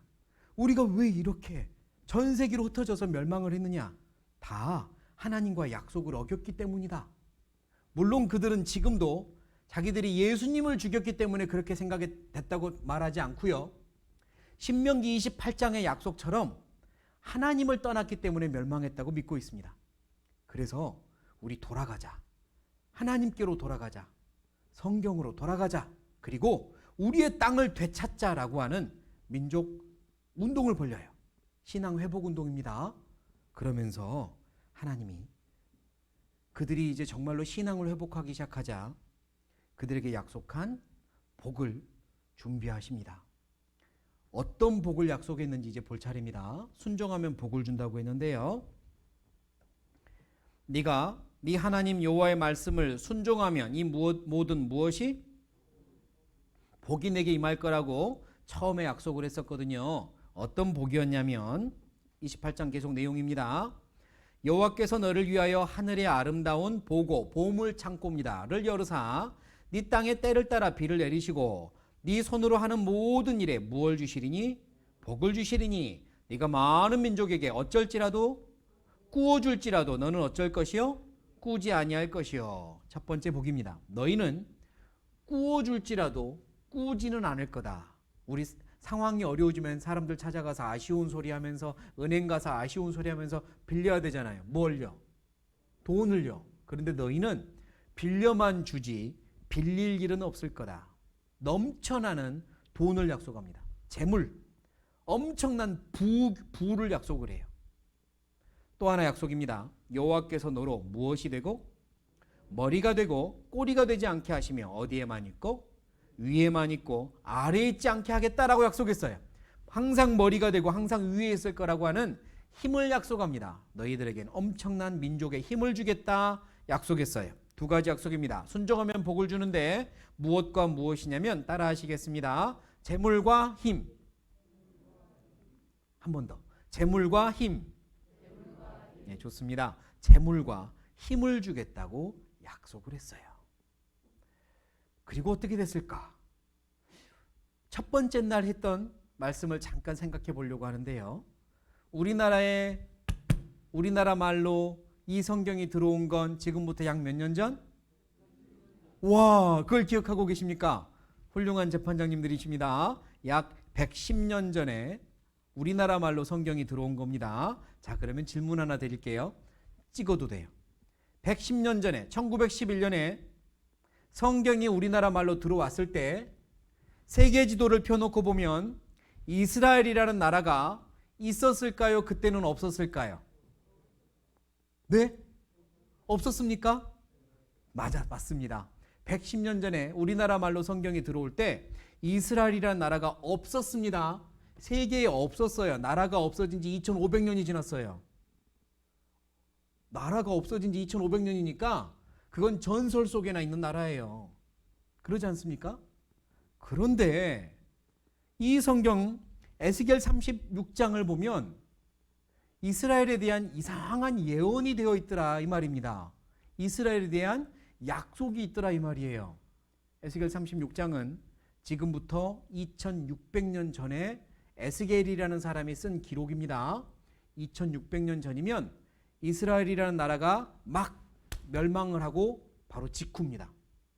멸망을 하고 나라가 없어진 바로 다음에 하나님의 말씀을 예언한 거예요. 제가 읽어보죠. 그러나 너희 이스라엘 산들아, 이스라엘 땅에다 대고 예언했네요. 이스라엘 산들아, 너희는 가지를 내고 내 백성 이스라엘을 위하여 과실을 맺으리니 그들의 올 때가 가까이 이르렀음이니라.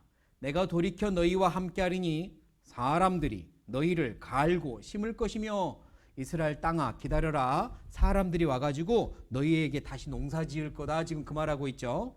내가 또 사람을 너희 위에 많게 하리니 이들은 누구라? 이스라엘 온 족속이라. 이스라엘 사람들이 돌아와가지고 농사를 짓는데요. 그뿐만 아니라 그들로 성읍들에 거하게 하며 빈 땅에 건축하게 하리라. 집도 짓고 살 거라고 예언을 합니다. 나라가 멸망한 다음에 이런 예언을 했어요. 그런데 2500년이 지나도록 2600년이 지나도록 이 일이 이루어지지가 않은 거예요. 전 세계에 흩어졌던 이스라엘 민족이 동서남북에서, 나중에 보겠지만 동서남북에서 돌아와서 농사를 짓고 집을 짓고 사는 일이 없었다니까요. 그럼 뭐죠? 이 성경 어떻게 해야 돼요? 찢어야 됩니까? 이거 뭐야 도대체? 성경이 틀렸잖아. 이럴 수 있잖아요. 그리고 110년 전에 한국말로 성경이 들어왔을 때 그 당시 이스라엘의 땅은 이렇게 생겼거든요. 보세요. 풀 한 폭이 보이십니까? 안 보이죠? 여기다가 농사를 지으면 농사가 잘 될 것 같습니까? 그것도 안 될 것 같잖아요. 그런데 이 땅에다 대고 민족들이 와서 갈고 심을 것이다 라고 예언을 하고 있으니 이거를 받아들일 수 있겠냐고요. 이상하잖아요. 그런데 1948년, 지금부터 약 70년 전에 전 세계에 흩어졌던 이스라엘의 지도자들이 옛날 자기 이스라엘 땅에 모여가지고 기자회견을 합니다. 기자회견을 한다고 하니까 막 신문기자, 방송기자들이 모였어요. 무슨 이야기 하려고 저러나? 그때 뭐라고 하냐면 우리는 오늘부로 이스라엘을 다시 세웁니다. 그런 거예요. 지금부터 70년 전입니다. 이스라엘을 다시 세웁니다. 그렇게 말할 뿐만 아니라 기자회견을 했던 목적은 전 세계에 흩어져 있는 우리 민족들이여 돌아오세요. 이 말을 하는 겁니다. 전 세계에 흩어져 있는 우리 이스라엘 민족들아 돌아오세요. 나라를 다시 세웁시다. 이 말을 하는 거예요. 자, 그거를 세계 모든 사람들이, 우리나라 사람들도 텔레비전을 통해서 뉴스를 본 겁니다. 일단은 깜짝 놀라겠죠. 뭐야? 나라가 없어진 지 2600년이 지났는데 갑자기 나라가 생긴다고? 이러면서 놀라겠죠. 그런데 어떤 생각을 하냐면, 아니 그런데 저 사막 같은 땅에 누가 돌아갈까? 이 생각 안 하겠습니까? 나 같으면 안 돌아가. 이러지 않겠습니까? 야, 나 같으면 지금 정착해가지고 살고 있는데 아무리 나라가 독립했다고 저 땅에 살자고 돌아오라고 하면 누가 돌아가? 난 안 돌아가. 다들 그렇게 생각한 거죠.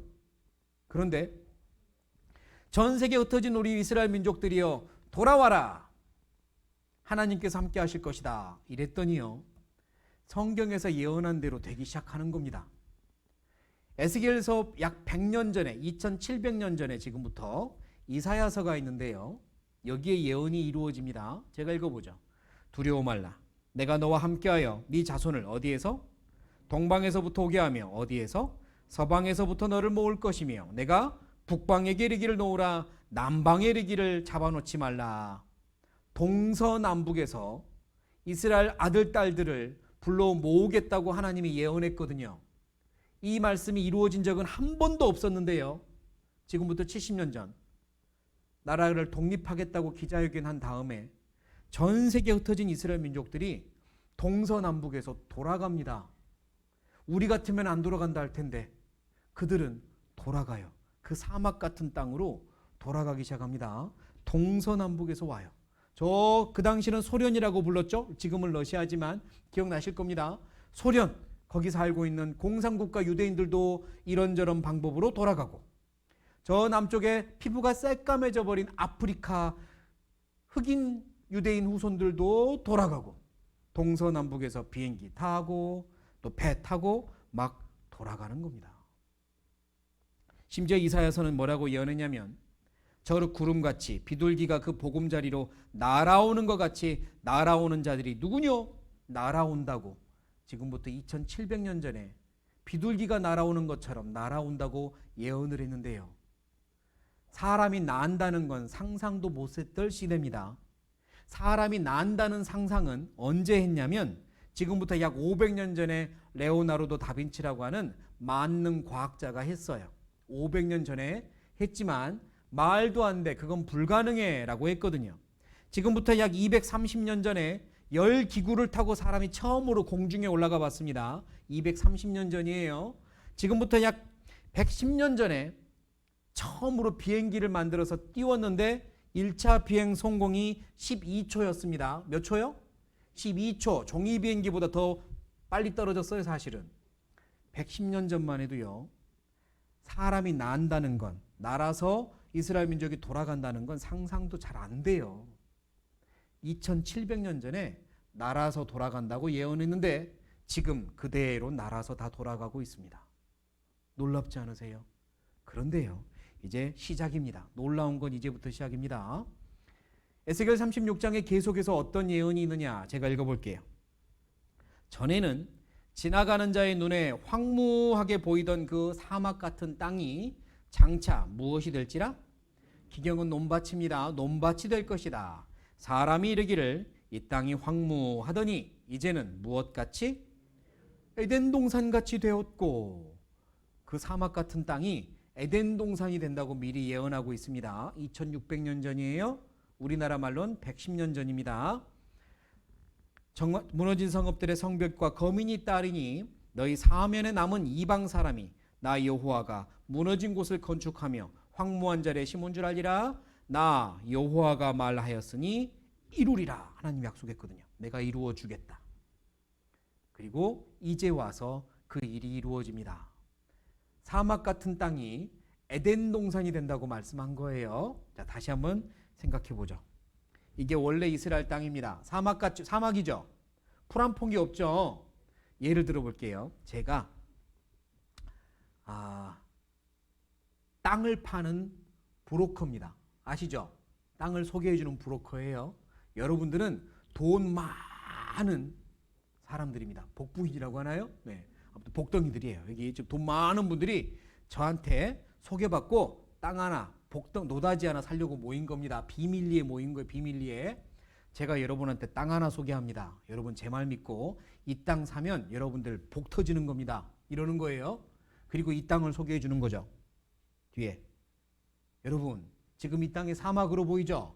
풀 한 폭이 없죠? 저 믿으세요. 이 땅이요. 다음에 에덴 동산 됩니다. 이 땅이 에덴 동산 돼요. 저 믿고 이 땅 사세요. 라고 제가 말하면 여러분은 이 땅을 에덴 동산 될 거라고 믿고 살 것 같습니까? 사기친다 할 것 같습니까? 솔직하게. 사기친다 하겠죠. 이 사람이 지금 누구 데리고 장난하나? 내가 지금 뭐 바보로 보여? 이러지 않겠습니까? 어지간해야 믿죠. 어지간해야. 저 사막 같은 땅이 에덴 동산 된다고 이 사람아 장난해? 이럴 거 아닙니까? 누가 땅 사겠어요? 아무도 안 사지. 그런데 하나님이 에스겔 36장에 지금 그 말씀하고 있는 거예요.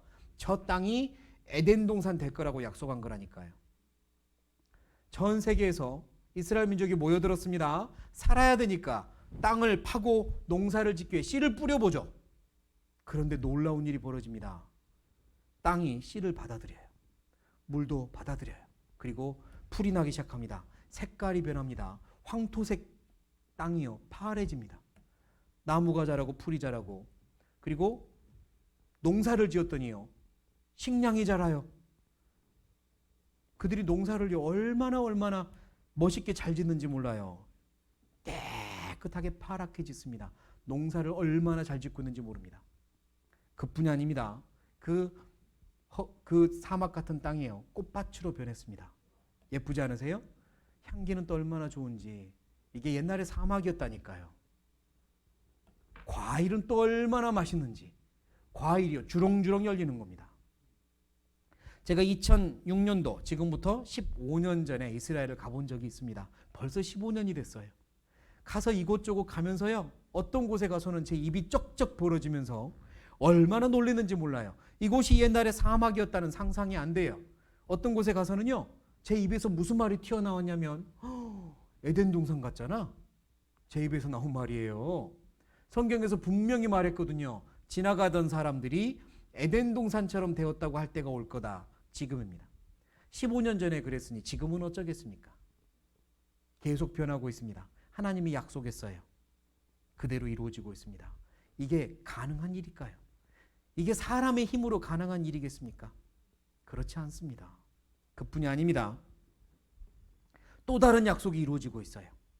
하나님이 또 다른 복을 약속했거든요. 보시죠. 네 눈을 들어 사하면 동서남북을 보라. 무리가 다 모여 네게로 오느니라. 네 아들들은 원방 먼 데서 오겠고 너의 딸들은 안기워 올 것이라. 그때에 지금입니다. 지금 동서남북에서 오고 있는 지금 그때에 네가 보고 유대인들 네가 보고 희색을 바라며 네 마음이 놀라고 또 화창하리니 이는 바다에 무엇이 풍부가 네게로 돌아오며 열방에 무엇이 재물이 네게로 옴이라. 하나님이 두 가지 선물을 약속했어요. 그때 주겠다고. 동서남북에서 돌아올 때 두 가지 선물을 주겠대요. 풍부한 바다와 열방에 재물을 주겠답니다. 그게 뭘까? 이스라엘의 지도를 펴놓고 보면요. 바다가 있나 하고 봤더니 바다가 두 개가 있습니다. 하나는요. 사실은 호수지만 바다라고 불리우는 곳이에요. 일명 사해라고 부릅니다. 뭐라고 부른다고요? 사해인데 이 사자가 소금 사자가 아니라 죽을 사자예요. 왜 죽을 사자냐면 물고기를 살아있는 대로 집어넣잖아요. 넣자마자 즉사해버려요. 얼마나 물이 짠지 바닷물보다 더 짭니다. 그래서 생명체가 없는 바다, 죽은 바다 사해였습니다. 여기 하얀 덩어리들은 소금 덩어리인데요. 별로 쓸데도 없다고 생각한 거예요. 그래서 이 사해 바다가 중요하지 않았습니다. 보통 이웃 나라랑 전쟁이 일어나면 중요한 지역일수록 서로 차지하려고 전쟁이 많이 벌어지잖아요. 이곳은요. 너 가져 그냥. 뭐 이런 식으로 전쟁도 별로 하지 않았어요. 왜냐? 별로 가치 없다고 생각했었어요. 사해바다. 그런데 이들이 최근에 이 사해바다를 연구해 보니 깜짝 놀라는 겁니다. 사해의 소금은 전 세계 모든 소금 중에 제일 좋은 소금이었고요. 그 뻘도요. 딱 떠가지고 팔면 이 뻘, 진흙 안에 얼마나 좋은 게 많이 들어있는지 화장품으로도 만들고 또 화학제품으로 만들고 그러는 겁니다. 사해바다에 있는 모든 것들을 돈으로 바꿔봤더니요. 계산해봤더니 미국, 영국, 프랑스 우리가 알고 있는 이 돈 많은 나라들 돈 다 합해도 사해바다 못 산단대요. 얼마나 사해바다가 보물이 됐는지 몰라요. 그리고 또 하나 그들에게는 바다가 하나 더 있어요. 자, 지도를 놓고 보면 이게 이스라엘이고요. 이스라엘에 붙어있는 앞바다 있죠. 이스라엘 앞바다, 지중해 앞바다, 손바닥만한 앞바다가 하나 있습니다. 바다예요. 그런데 별로 보물 같지 않아요. 바다에 풍부가 온다고 했는데 그러지 않았거든요. 뭐지? 그냥 이렇게 생각했습니다. 이스라엘 사람들에게는요. 독립을 하고 나서 하나님께 다 감사했지만 한 가지 불평거리가 있었어요. 하나님께. 어떤 불평거리가 있었냐면 자, 이 지도를 잘 보세요. 옆에 있는 나라가 이집트, 요르단, 사우디아라비아, 이라크 이러네요. 이 나라들 돈 많은 나라예요. 뭘 팔아서? 석유 팔아서 돈 많은 나라거든요. 사막인데도 돈이 많아요. 석유 팔아서. 중동은 석유가 많다고 우리 배웠잖아요. 그런데 이스라엘만 석유가 안 나요. 이스라엘만 석유가 안 나더라고요. 그래서 그들이요. 하나님 해도 너무합니다. 왜 다른 나라는 다 석유 주고 우리만 안 주는 거예요. 한동안 그렇게 원망을 했습니다. 이 주변의 나라들이 이스라엘과 사이가 안 좋았거든요. 그러니까 이 나라들이 이스라엘한테 석유를 수출을 안 해요. 그 싸디 싼 석유를 싼 값에 좀 주면 석유를 싸게 사용할 텐데 밉다고 안 주는 겁니다. 그래서 이스라엘은요. 바로 옆에 싸디 싼 석유를 놔두고 먼 데서 석유를 수입해 와서 비싸게 썼거든요. 그러니까 하나님 우리한테도 석유 좀 주지 이렇게 원망 아닌 원망을 했거든요. 그런데 최근입니다. 아주 최근에 젖과 꿀 대신 오일과 가스가 대박났다. 이스라엘 에너지 기적 그랬죠? 그 앞에 있는 지중해 앞바다 그 밑에서요 석유가 발견됐는데 전 세계에서 가장 많은 석유가 그 안에 있답니다. 석유 부자가 돼버렸어요. 갑자기 천연가스가 발견됐는데 어마어마한 양이 발견됐습니다. 이스라엘이요 그 앞에 있는 바다가 풍부한 바다 보물창고가 된 거예요. 하나님이 약속했거든요.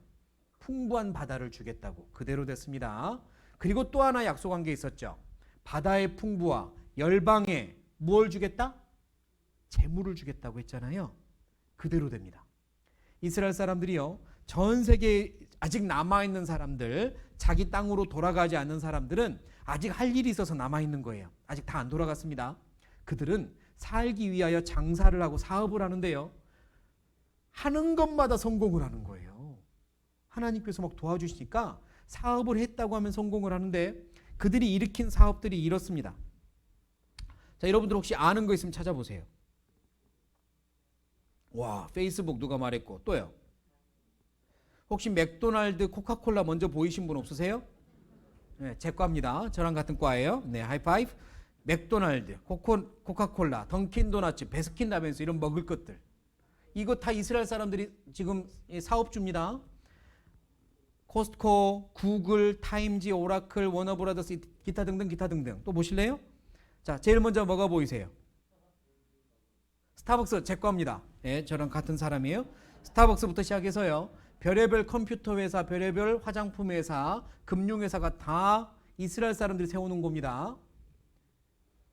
코카콜라, 네슬레, P&G, 프레지오, 켈러그, 마라스 유니레버, 존슨앤존스와 그 작은 자회사들을 다 이스라엘 사람들이 돈 투자하고 있습니다. 이들이 벌어들이는 돈이 어마어마합니다. 우리가 이들이 만들어낸 것을 입고 먹고 쓰지 않고 못 살아요 지금. 우리도 모르는 사이에 돈을 이스라엘 사람들 호주머니에 계속 넣어주고 있습니다. 열방의 재물을 자기 호주머니에 넣고 있다니까요. 돈을 얼마나 벌었는지 몰라요. 지금도 그렇지만. 그리고 그들이요 그 많은 돈으로 뭘 하나 만듭니다. 무엇을 만들었냐면 은행을 만들었어요. 뭘 만들었다고요? 은행을 만들었는데 그 은행의 이름이 이거예요. International Monetary Fund. 그래서 앞에 글자만 따서 I, M 그리고 뭐예요? F. 들어보셨습니까? IMF는 은행 이름입니다. 우리나라가 IMF 맞았죠? 은행 맞은 거예요. 은행 맞은 거. 그게 무슨 말이냐면 IMF가 무엇하는 은행이냐면 이스라엘 사람들이 돈을 모아놓은 다음에 개인 사람한테는 돈 안 빌려줘요. 나라한테 빌려줍니다. 나라가 폭삭 망하고 나라가 돈이 떨어질 때 어디다가 돈 빌리겠어요? 나라가 돈이 없는데 그때 IMF 여기다가 돈 빌리는 거예요. 이스라엘 사람들이 은행에다가 돈 빌립니다. 그때 이스라엘 사람들은요 돈을 막 빌려줘요. 받을 줄 알고 빌려주는 게 아닙니다. 못 받을 줄 알고 빌려줘요. 그냥 빌려줘요. 그러면서요 그 나라한테 여러 가지 조건을 달죠. 그 나라를 싹 잡아먹으려고요. IMF는요 돈 빌려주는 은행이고 나라에다가 빌려주는데 IMF에서 돈을 빌리지 않은 나라가 거의 없습니다. 우리나라, 일본, 미국 거의 다 빌렸습니다. 이들은요 돈을 지금도 계속 빌려주고 있어요. 돈이 남으니까. 혹시 생각나는 거 없으세요? 신명기 28장에 하나님이 약속한 복이 있는데 너희들은 어쩔지라도 꾸어줄지라도 꾸지 아니할 것이요 그대로 되고 있습니다. 꾸어만 주고 있지 꾸지 않고 있어요. 그대로 되고 있습니다. 또 하나 약속했죠. 머리가 되고 꼬리가 되지 않겠다고.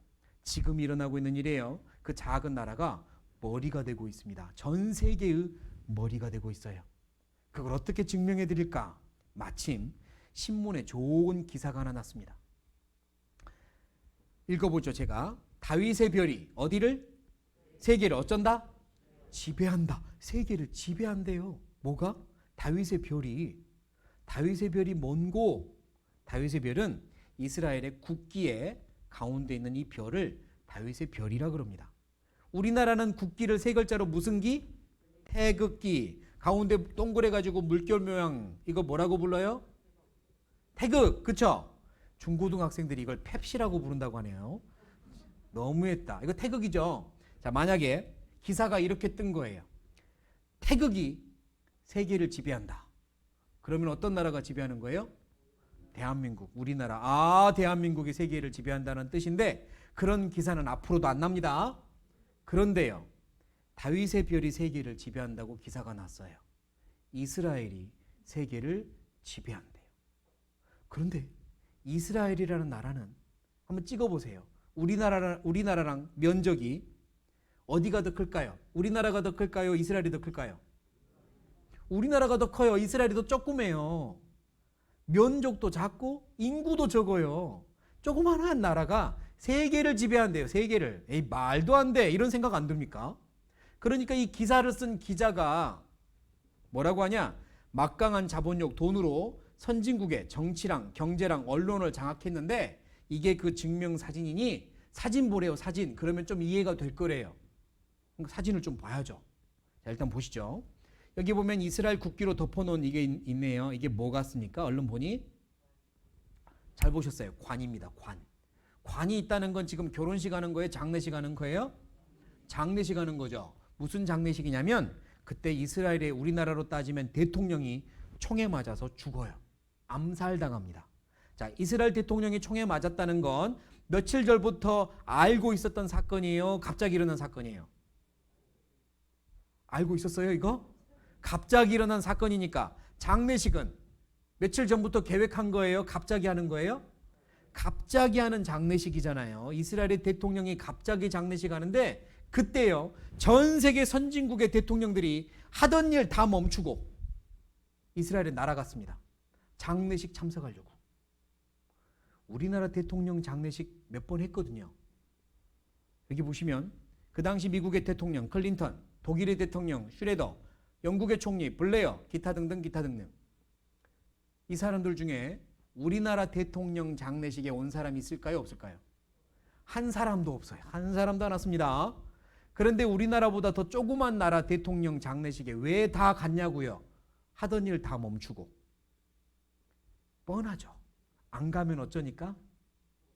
안 가면 찍히니까. 제가 회사를 다니는데 예를 들어서요. 나의 부장님의 어머니가 저기 서울에 사시는데 오늘 돌아가셨어요. 그러면 저는 그 장례식 갈까요? 안 갈까요? 아, 왜 가야 돼요? 제가 평소에 그 어머니 존경했습니까? 아니에요. 안 가면 어쩔까 봐? 예, 그게 예의라고 생각하니까 가는 거잖아요. 이들이 왜 왔겠어요? 안 오면 불이익 당할까 봐 온 겁니다. 그래서 이 사진을 보면 이해가 될 거다. 유대인이 세계를 지배하고 있다. 선진국이 눈치 보고 있다 이 말이에요. 이스라엘 눈치 본다. 정말 그런지 좀 더 자세히 보죠. 전 세계를 들여다보기 전에 먼저 우리가 생각하는 세계 최강대국 그러면 어떤 나라가 생각나요? 미국 생각나죠? 미국 한번 들어가 보죠. 미국 한번 들어가 보겠습니다. 먼저 이게 뭐냐면 CBS, ABC, NBC라고 하는 3대 방송국입니다. 우리나라 3대 방송국 하면 뭐 있죠? KBS, MBC, SBS. 네. 3대 방송국 있잖아요. 미국의 3대 방송국이 있는데 이 방송국을 운영하는 실권자가 유대인들입니다. 이스라엘 사람들이에요. 방송국을 잡고 있습니다. 그 말은 뉴스를 보내고 싶은 걸 보내는 거예요. 또 3대 보수 언론 신문사가 있습니다. 뉴욕 타임즈, 월스트리트저널, 워싱턴 포스트라고 하는데요. 이 뒤에 실권자가 유대인들이에요. 신문사도 잡고 있습니다. 그러니까 방송과 신문에서 어떤 정치인을 한꺼번에 공격해버리면 사람들은 저 사람이 진짜 나쁜 줄 알아요. 얼마나 언론이 무서운지 우리 아마 알고 있을 겁니다. 언론을 딱 장악을 했습니다. 유대인들이. 그리고 신문이나 이런 거 잘 안 보는 사람들 있잖아요. 그들은요. 영화 산업을 장악해가지고 모든 우리가 보는 영화의 대표적인 이 회사들 다 유대인들이 지금 자본을 다 투자해서 가지고 있습니다. 자기들이 보여주고 싶은 대로 영화를 만듭니다. 은근슬쩍 자기들의 생각을 집어넣어요. 영화 산업을 장악했습니다. 사람들의 생각을요, 그들이 사실은 조정해요. 그리고 돈 생각해보죠. 돈. 세상에 있는 것들 중에 가장 부피는 조그만데 돈은 비싼 거 하면 뭐가 생각나요? 다이아몬드 보석이 생각나죠? 맞아요. 유대인이 보석에 생명을 불어넣었습니다. 아니 조그마한 것이 그렇게 돈이 많이 들여서 사야 되는데 누가 그걸 그렇게 만들어 놨냐고요. 처음부터 그러진 않았을 거 아니에요.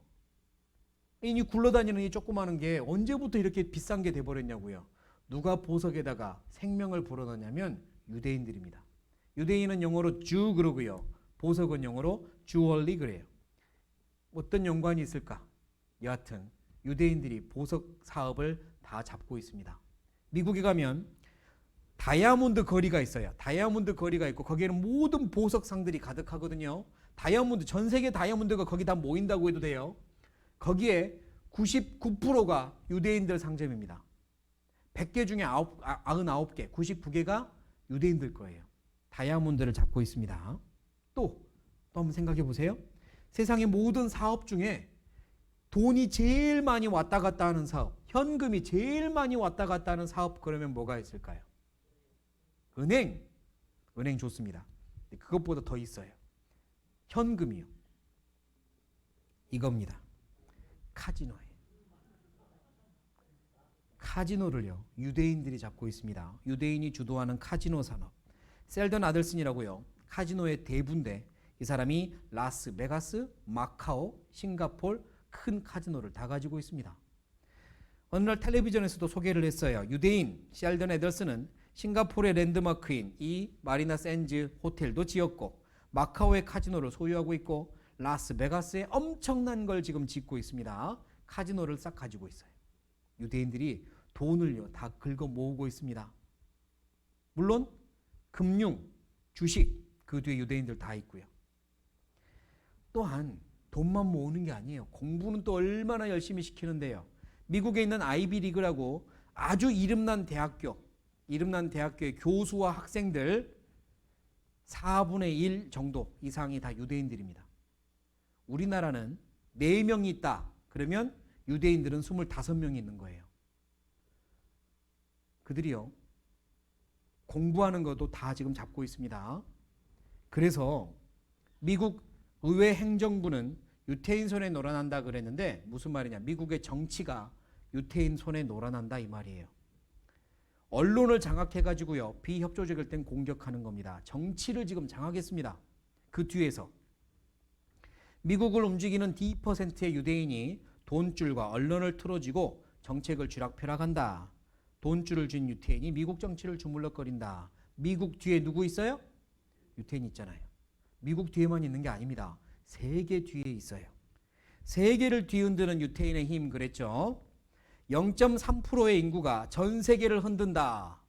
유대인들이요, 전 세계를 지금 흔들고 있습니다. 자, 여기 보세요. 아는 거 많이 있죠. 구글, 넷플릭스, 트위치, 트위터, ESPN, 기타 등등, 유튜브, 기타 등등. 이게 뭐냐면 신문이나 방송으로 요즘은 뉴스 잘 안 봐요. 뭘로 보죠? 인터넷으로요. 스마트폰에 인터넷 딱 해가지고 쫙쫙 늘려가면서 이 뉴스 보잖아요.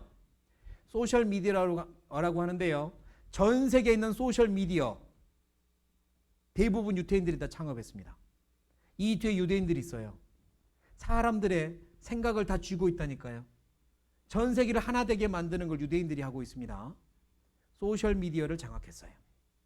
또 AP통신, UPI통신, 로이터통신 혹시 들어보셨습니까? 들어보셨습니까? 이게 뭐하는 회사냐면 전 세계에 특파원을 미리 파견해서요, 그곳에 있게 합니다. 그리고 그 나라에서 사건이 터지면 제일 먼저 취재를 해요. 예를 들면요, 오늘 4시간 전에 저 먼 아프리카 땅에서 미사일이 날아다니는 전쟁이 벌어졌어요. 그러면 우리는 9시 뉴스에 그 장면을 볼 수 있을까요? 4시간 전에 벌어졌으니까 아직은 못 볼까요? 아직 못 볼 것 같아요? 봐요. 우리 봅니다. 어떻게 보냐면 그곳에 가 있는 특파원들이 그걸 다 찍어요. 영상으로 찍고 다 취재를 한단 말이에요. 우리나라의 KBS, MBC, SBS는 기자를 보낼 시간도 없죠. 4시간 전에 벌어졌으니까. 근데 그들이 다 찍은 다음에 팔아요. 각 나라의 방송국이나 신문사에 팝니다. 팔면서 조건을 달아요. 뭐라고 조건을 다냐면 우리가 주는 것만 써라. 다른 거 쓰면 앞으로 거래 안 해. 이러는 겁니다. 그러니까 알았어. 그리고 그들이 주는 기사를 가지고 영상을 보내는 겁니다. 그런데 이 회사가 다 유대인 회사예요. 그들은 자기들이 보여주고 싶은 것만 전 세계로 보여주고 보여주기 싫은 건 덮어버립니다. 그러니까 지금 전 세계의 눈과 귀를 누가 막고 있어요? 유대인들이 지배하고 있다니까요. 미국만 지배하는 게 아닙니다. 또한 에너지 중에 제일 중요한 건 석유인데요. 석유 없으면 뭐 아무것도 안 됩니다. 공장도 안 들어가, 차도 안 들어가, 옷도 못 만들어요. 농사도 못 짓습니다. 제일 중요한 게 석유인데요. 이 석유의 7개 메이저 유통회사 대부분 유태인이 다 갖고 있습니다. 석유를요 쥐락펴락합니다. 사람들에게 중요한 건 식량이잖아요. 식량을 생산하는 나라가 있고 소비하는 나라가 있는데 가운데서 유통하는 회사가 돈은 다 벌어갑니다. 유통이 제일 돈 많이 벌잖아요. 세계의 식량을 유통하는 5개 회사 유대인들이 가지고 있습니다. 식량을 쥐고 있습니다. 그러니까 이 질문의 답이 뭐예요? 누가 우리의 밥상을 지배하는가? 저는 유대인에 대해서 알기 전에는요, 제 아내가 내 밥상을 지배하는 줄 알았거든요. 아니었어요. 누가 내 밥상을 지배해요? 유대인들이 밥상을 지배하네요. 여기에 말하지 않았지만요, 문학, 예술, 음악, 체육 싹 다 지배하고 있습니다. 전 세계를 지배하고 있어요. IT, 생명공학 다 지배하고 있습니다. 그게 어떤 의미일까요? 이렇게 생각해 보겠습니다. 자, 우리나라 대기업 하면 뭐가 생각나요? 삼성, LG, 기아, KT, SK, 현대, 또 두산, CJ, GS 좋습니다. 대부분 나왔네요. 그런데 예를 듭니다. 아니 이 대기업 회장들, 중요한 자리에 있는 사람들 어디 출신인가 하고 봤더니 다 후포 고등학교 출신이에요. 후포 고등학교 출신이야 다. 그런 일이 있을까요, 없을까요? 그런데 그뿐만이 아니에요. KBS, MBC, SBS 사장들이 어디 출신인가 봤더니 다 후포 고등학교 출신이고, 조선일보, 동아일보, 중앙일보, 한겨레 신문, 신문사 사장들이 다 어디 출신인가 봤더니 후포 고등학교 출신들이고, 네이버, 다음, 인터넷 회사, 그리고 신한은행, 국민은행, 조흥은행, 기타 등등 은행 장들 다 어디 출신이요? 그런 일이 있어요, 없어요? 예, 만화책을 그려도 그렇게 그리면 재미없다고 안 봐요. 그렇지 않습니까? 그런 일은 불가능하죠. 그렇게 불가능하게 보이는 일을요, 전 세계로 눈을 돌리잖아요. 그런 일이 벌어지고 있습니다. 유대인이 다 가지고 있어요. 그 별로 안 되는 인구의 유대인이 중요한 기업을 다 가지고 있고, 중요한 회사를 다 가지고 있고, 중요한 언론사를 다 가지고 있어요. 가능해 보입니까? 사람이 하면 불가능해요. 사람이 하면 불가능합니다. 그런데 그 뒤에 누가 있어요? 하나님이 계신 거예요. 그래서 유대인들이 이제 증언대에 서서 증언을 하는 겁니다. 이제 그들의 증언을 들어야 되겠습니다. 이렇게 말할 거예요. 존경하는 재판장님, 좋습니다. 제 말 좀 들어주십시오. 성경을 보시고 우리 민족의 지금 되는 모습을 보시며 비교 좀 해보십시오. 성경과 우리 민족의 지금 모습을 비교 좀 해보십시오. 성경대로 되고 있습니다. 성경대로 그대로 되고 있습니다. 사람은 할 수 없는 일을 성경을 주신 하나님이 하고 있습니다. 나 여호와가 이루리라 그러셨는데 그대로 하고 있습니다. 여러분, 그게 무슨 말입니까? 하나님은 살아계십니다. 성경은 사람이 조작할 수 있는 책이 아닙니다. 성경은 하나님 말씀입니다. 라고 증언하는 거예요. 여러분은 재판장으로서 이 증언을 받아들일 건지, 기각할 건지, 물리칠 건지, 거절할 건지 선택하세요. 받아들이겠습니까? 거절하겠습니까? 당연히 받아들여야죠. 그게 관심 있는 사람, 그리고 양심을 가진 사람의 당연한 거 아닙니까? 또한 그들은 이렇게 증언합니다. 여러분, 우리 민족의 역사는 성경대로 되어 왔고 앞으로도 성경대로 될 겁니다. 지금까지 성경대로 된 것처럼 앞으로도 성경대로 될 겁니다. 그렇게 말할 거예요. 그러면서 또 하나 말하죠. 그런데 그거 아십니까? 여러분의 미래의 역사도 성경대로 될 겁니다. 여러분의 미래가 성경에 예언되어 있습니다. 이래요. 어떻게 생각하세요? 내 미래가 성경에 있다고? 내가 앞으로 어떻게 될 건지 성경에 있다고? 네, 성경에 여러분의 미래가 있습니다. 아주 중요한 나의 미래 예언 하나 보겠습니다. 이 말씀이에요. 제가 읽어보죠. 한번 죽는 것은 사람에게 정하신 것이요 그 후에는 무엇이 있으리니? 무엇이 있으리니? 심판이 있으리니. 사람은 누구나 한 번 죽습니다. 이건 성경뿐만 아니라 모두가 할 수 있는 말이에요. 사람은 누구나 한 번 죽습니다. 정해졌어요. 아마 나는 안 죽을 자신이 있습니다 하면 아무도 없을 거예요. 그죠? 사람은 누구나 한 번 죽습니다. 그거 인정하시잖아요. 그런데 그 다음의 말이 문제입니다. 죽음 후에, 죽은 다음에 심판이 있대요. 이건 성경만이 하는 말이에요. 죽은 다음에 모든 게 사라지는 게 아니라 죽은 다음에 하나님을 만나고 심판이 있대요. 성경이 사실이면 이게 사실입니다. 이스라엘의 민족의 역사만 성경대로 되는 게 아니라 나의 역사가 성경대로 됩니다.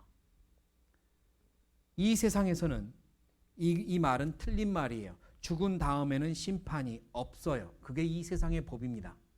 무슨 이야기냐면 예를 들어서 어떤 경찰이요 연쇄 살인마를 잡으러 쫓아다닙니다.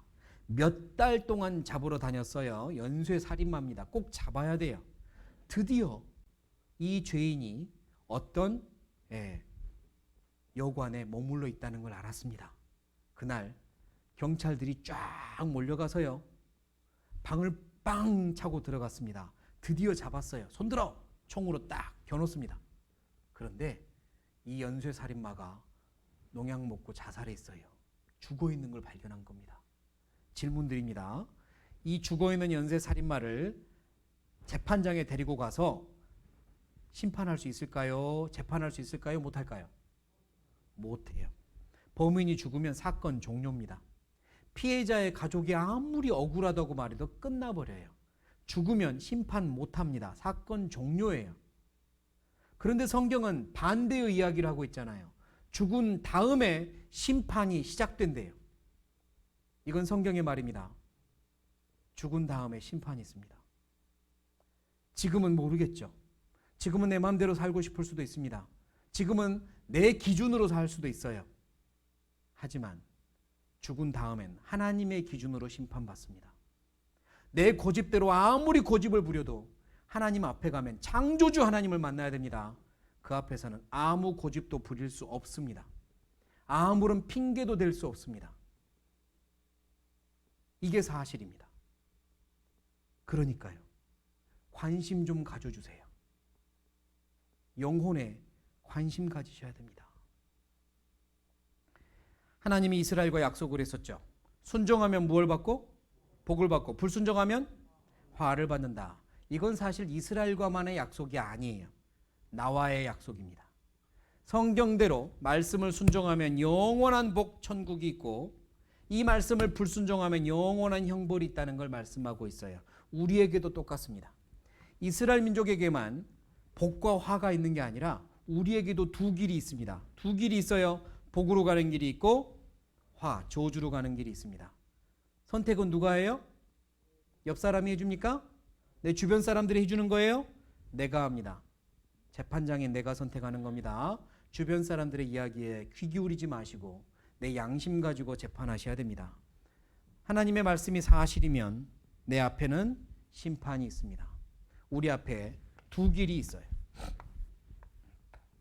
1번 길, 2번 길이 있습니다. 1번 길은요, 지금까지 내가 걸어온 길이에요. 지금까지 걸어온 길입니다. 최선을 다해서 살아오셨죠. 힘들게 살아오셨죠. 지금까지 걸어온 길이에요. 그런데 문제는요. 이렇게 계속 걸어가면 어디로 갈 것 같습니까? 어디로 갈 것 같은지 생각해 보세요. 이대로 계속 걸어가면 하나님 앞에 가서도 잘했다, 충분하다라고 할 것 같습니까? 지금까지 나름대로 열심히 신앙생활 하신 분들 있죠. 믿음을 지켜오신 분들 잘 생각하셔야 됩니다. 지금까지 걸어온 대로 계속 걸어가면 하나님 앞에 섰을 때 하나님이 충분하다 할 것 같습니까? 만약 아니라면요. 이번 기회에 다시 점검하세요. 혹시라도요. 지금부터 더 열심히 교회 다녀야 되겠네. 지금부터 더 열심히 주일 성수하고 열심히 살아야 되겠네. 그런 생각 하지도 마세요. 왜? 그게 바로 지금까지 걸어온 길처럼 앞으로도 걸어가겠다는 다짐이니까. 그게 아닙니다. 그게 아니에요. 2번 길이 있습니다. 내가 걸어온 길이 아니에요. 성경에서 말하는 길이고 하나님이 기다리시는 길이에요. 2번 길로 가야 영원한 복이 있습니다. 우리 앞에도 두 길이 있습니다. 선택은 내가 하는 거예요. 내일까지 성경을 다 배우시고 나서 하나님이 살아계시는지 성경이 사실인지 결정하시고 정말로 하나님이 살아계시고 성경이 사실이면 이제 이 길이 뭔지 알아야 됩니다. 영원한 축복의 길이 뭔지 어떻게 해야 되는지를 금, 토, 일에 걸쳐서 배우는 거예요. 그러니까 내일까지만 듣고 끝내자가 아니라 정말 하나님이 살아계시면 성경이 사실이면 금, 토, 일이 진짜 중요한 시간이 되는 겁니다. 지금 이 시간이 이번 기회가 나에게 마지막일 수도 있다는 생각을 꼭 하시기 바랍니다. 마지막일 수도 있어요. 남의 문제가 아니라 내 문제입니다. 이제 내일 마지막 증거가 남았네요. 뭐 하나 남았습니까? 미래 남았네요. 그렇죠? 미래 남았습니다. 앞으로 어떤 일이 벌어질지 궁금하지 않으세요? 성경에는요. 오늘부터 시작해서 미래입니다. 앞으로 어떤 일이 벌어질지 자세하게 말씀했고 앞으로 벌어질 일이라 우리 눈앞에 확인할 수는 없지만 준비되고 있는 건 확인할 수 있어요. 성경에서 이렇게 말했는데 지금 준비가 되고 있네. 그런 것들을 확인할 겁니다. 보시고 나면 깜짝 놀랄 겁니다. 이걸 사람이 지어낼 수 있을까? 이런 예언을 사람이 지어서 할 수 있을까? 여러분이 판단하시면서 보셔야 됩니다. 제발요. 그래. 배우다 보니 이거는 사람이 지을 수는 없는 책이네 라고 결론은 내려놓고 그런데 하나님의 말씀인지도 모르겠다. 이런 말 좀 하지 마세요. 둘 중에 하나입니다. 둘 중에 하나예요. 첫째 날 제가 말씀드렸던 거 기억나시죠? 코로나 검사를 받았습니다. 병원에서 뭐라고 하냐면 음성이 아닙니다 그랬어요. 그럼 뭐라는 말이에요? 양성이란 말이에요. 가운데 중성이 있어요 없어요? 없다니까요. 음성이 아니면 양성이고 양성이 아니면 음성이에요. 성경이 그렇습니다. 하나님의 말씀이거나 사람이 지어낸 책이거나 둘 중에 하나입니다.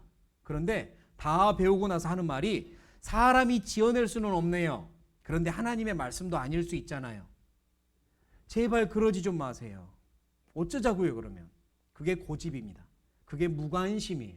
그게 그 지옥으로 끌고 갈 자기 고집입니다. 그 고집 버리세요. 하나님이 나를 사랑하시고 있고요. 천국으로 데려가기 원하세요. 좋은 걸로 주기 원하세요. 일부러 내가 거절할 필요가 없는 거예요. 마음 열고 들으시기를 바랍니다. 내일 올 때 준비물이 하나 있습니다. 따라해 보시죠. 마음 하나 가지고 오세요. 마음 집에다 놓고 오시면 안 됩니다. 재판장님, 재판 끝났습니까? 아직 안 끝났습니까? 내일까지 증거 들으셔야 되잖아요.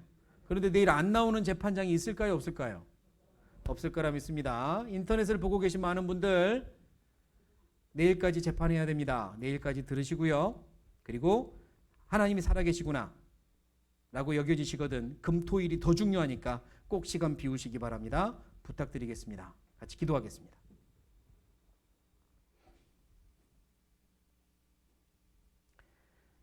하나님 감사합니다.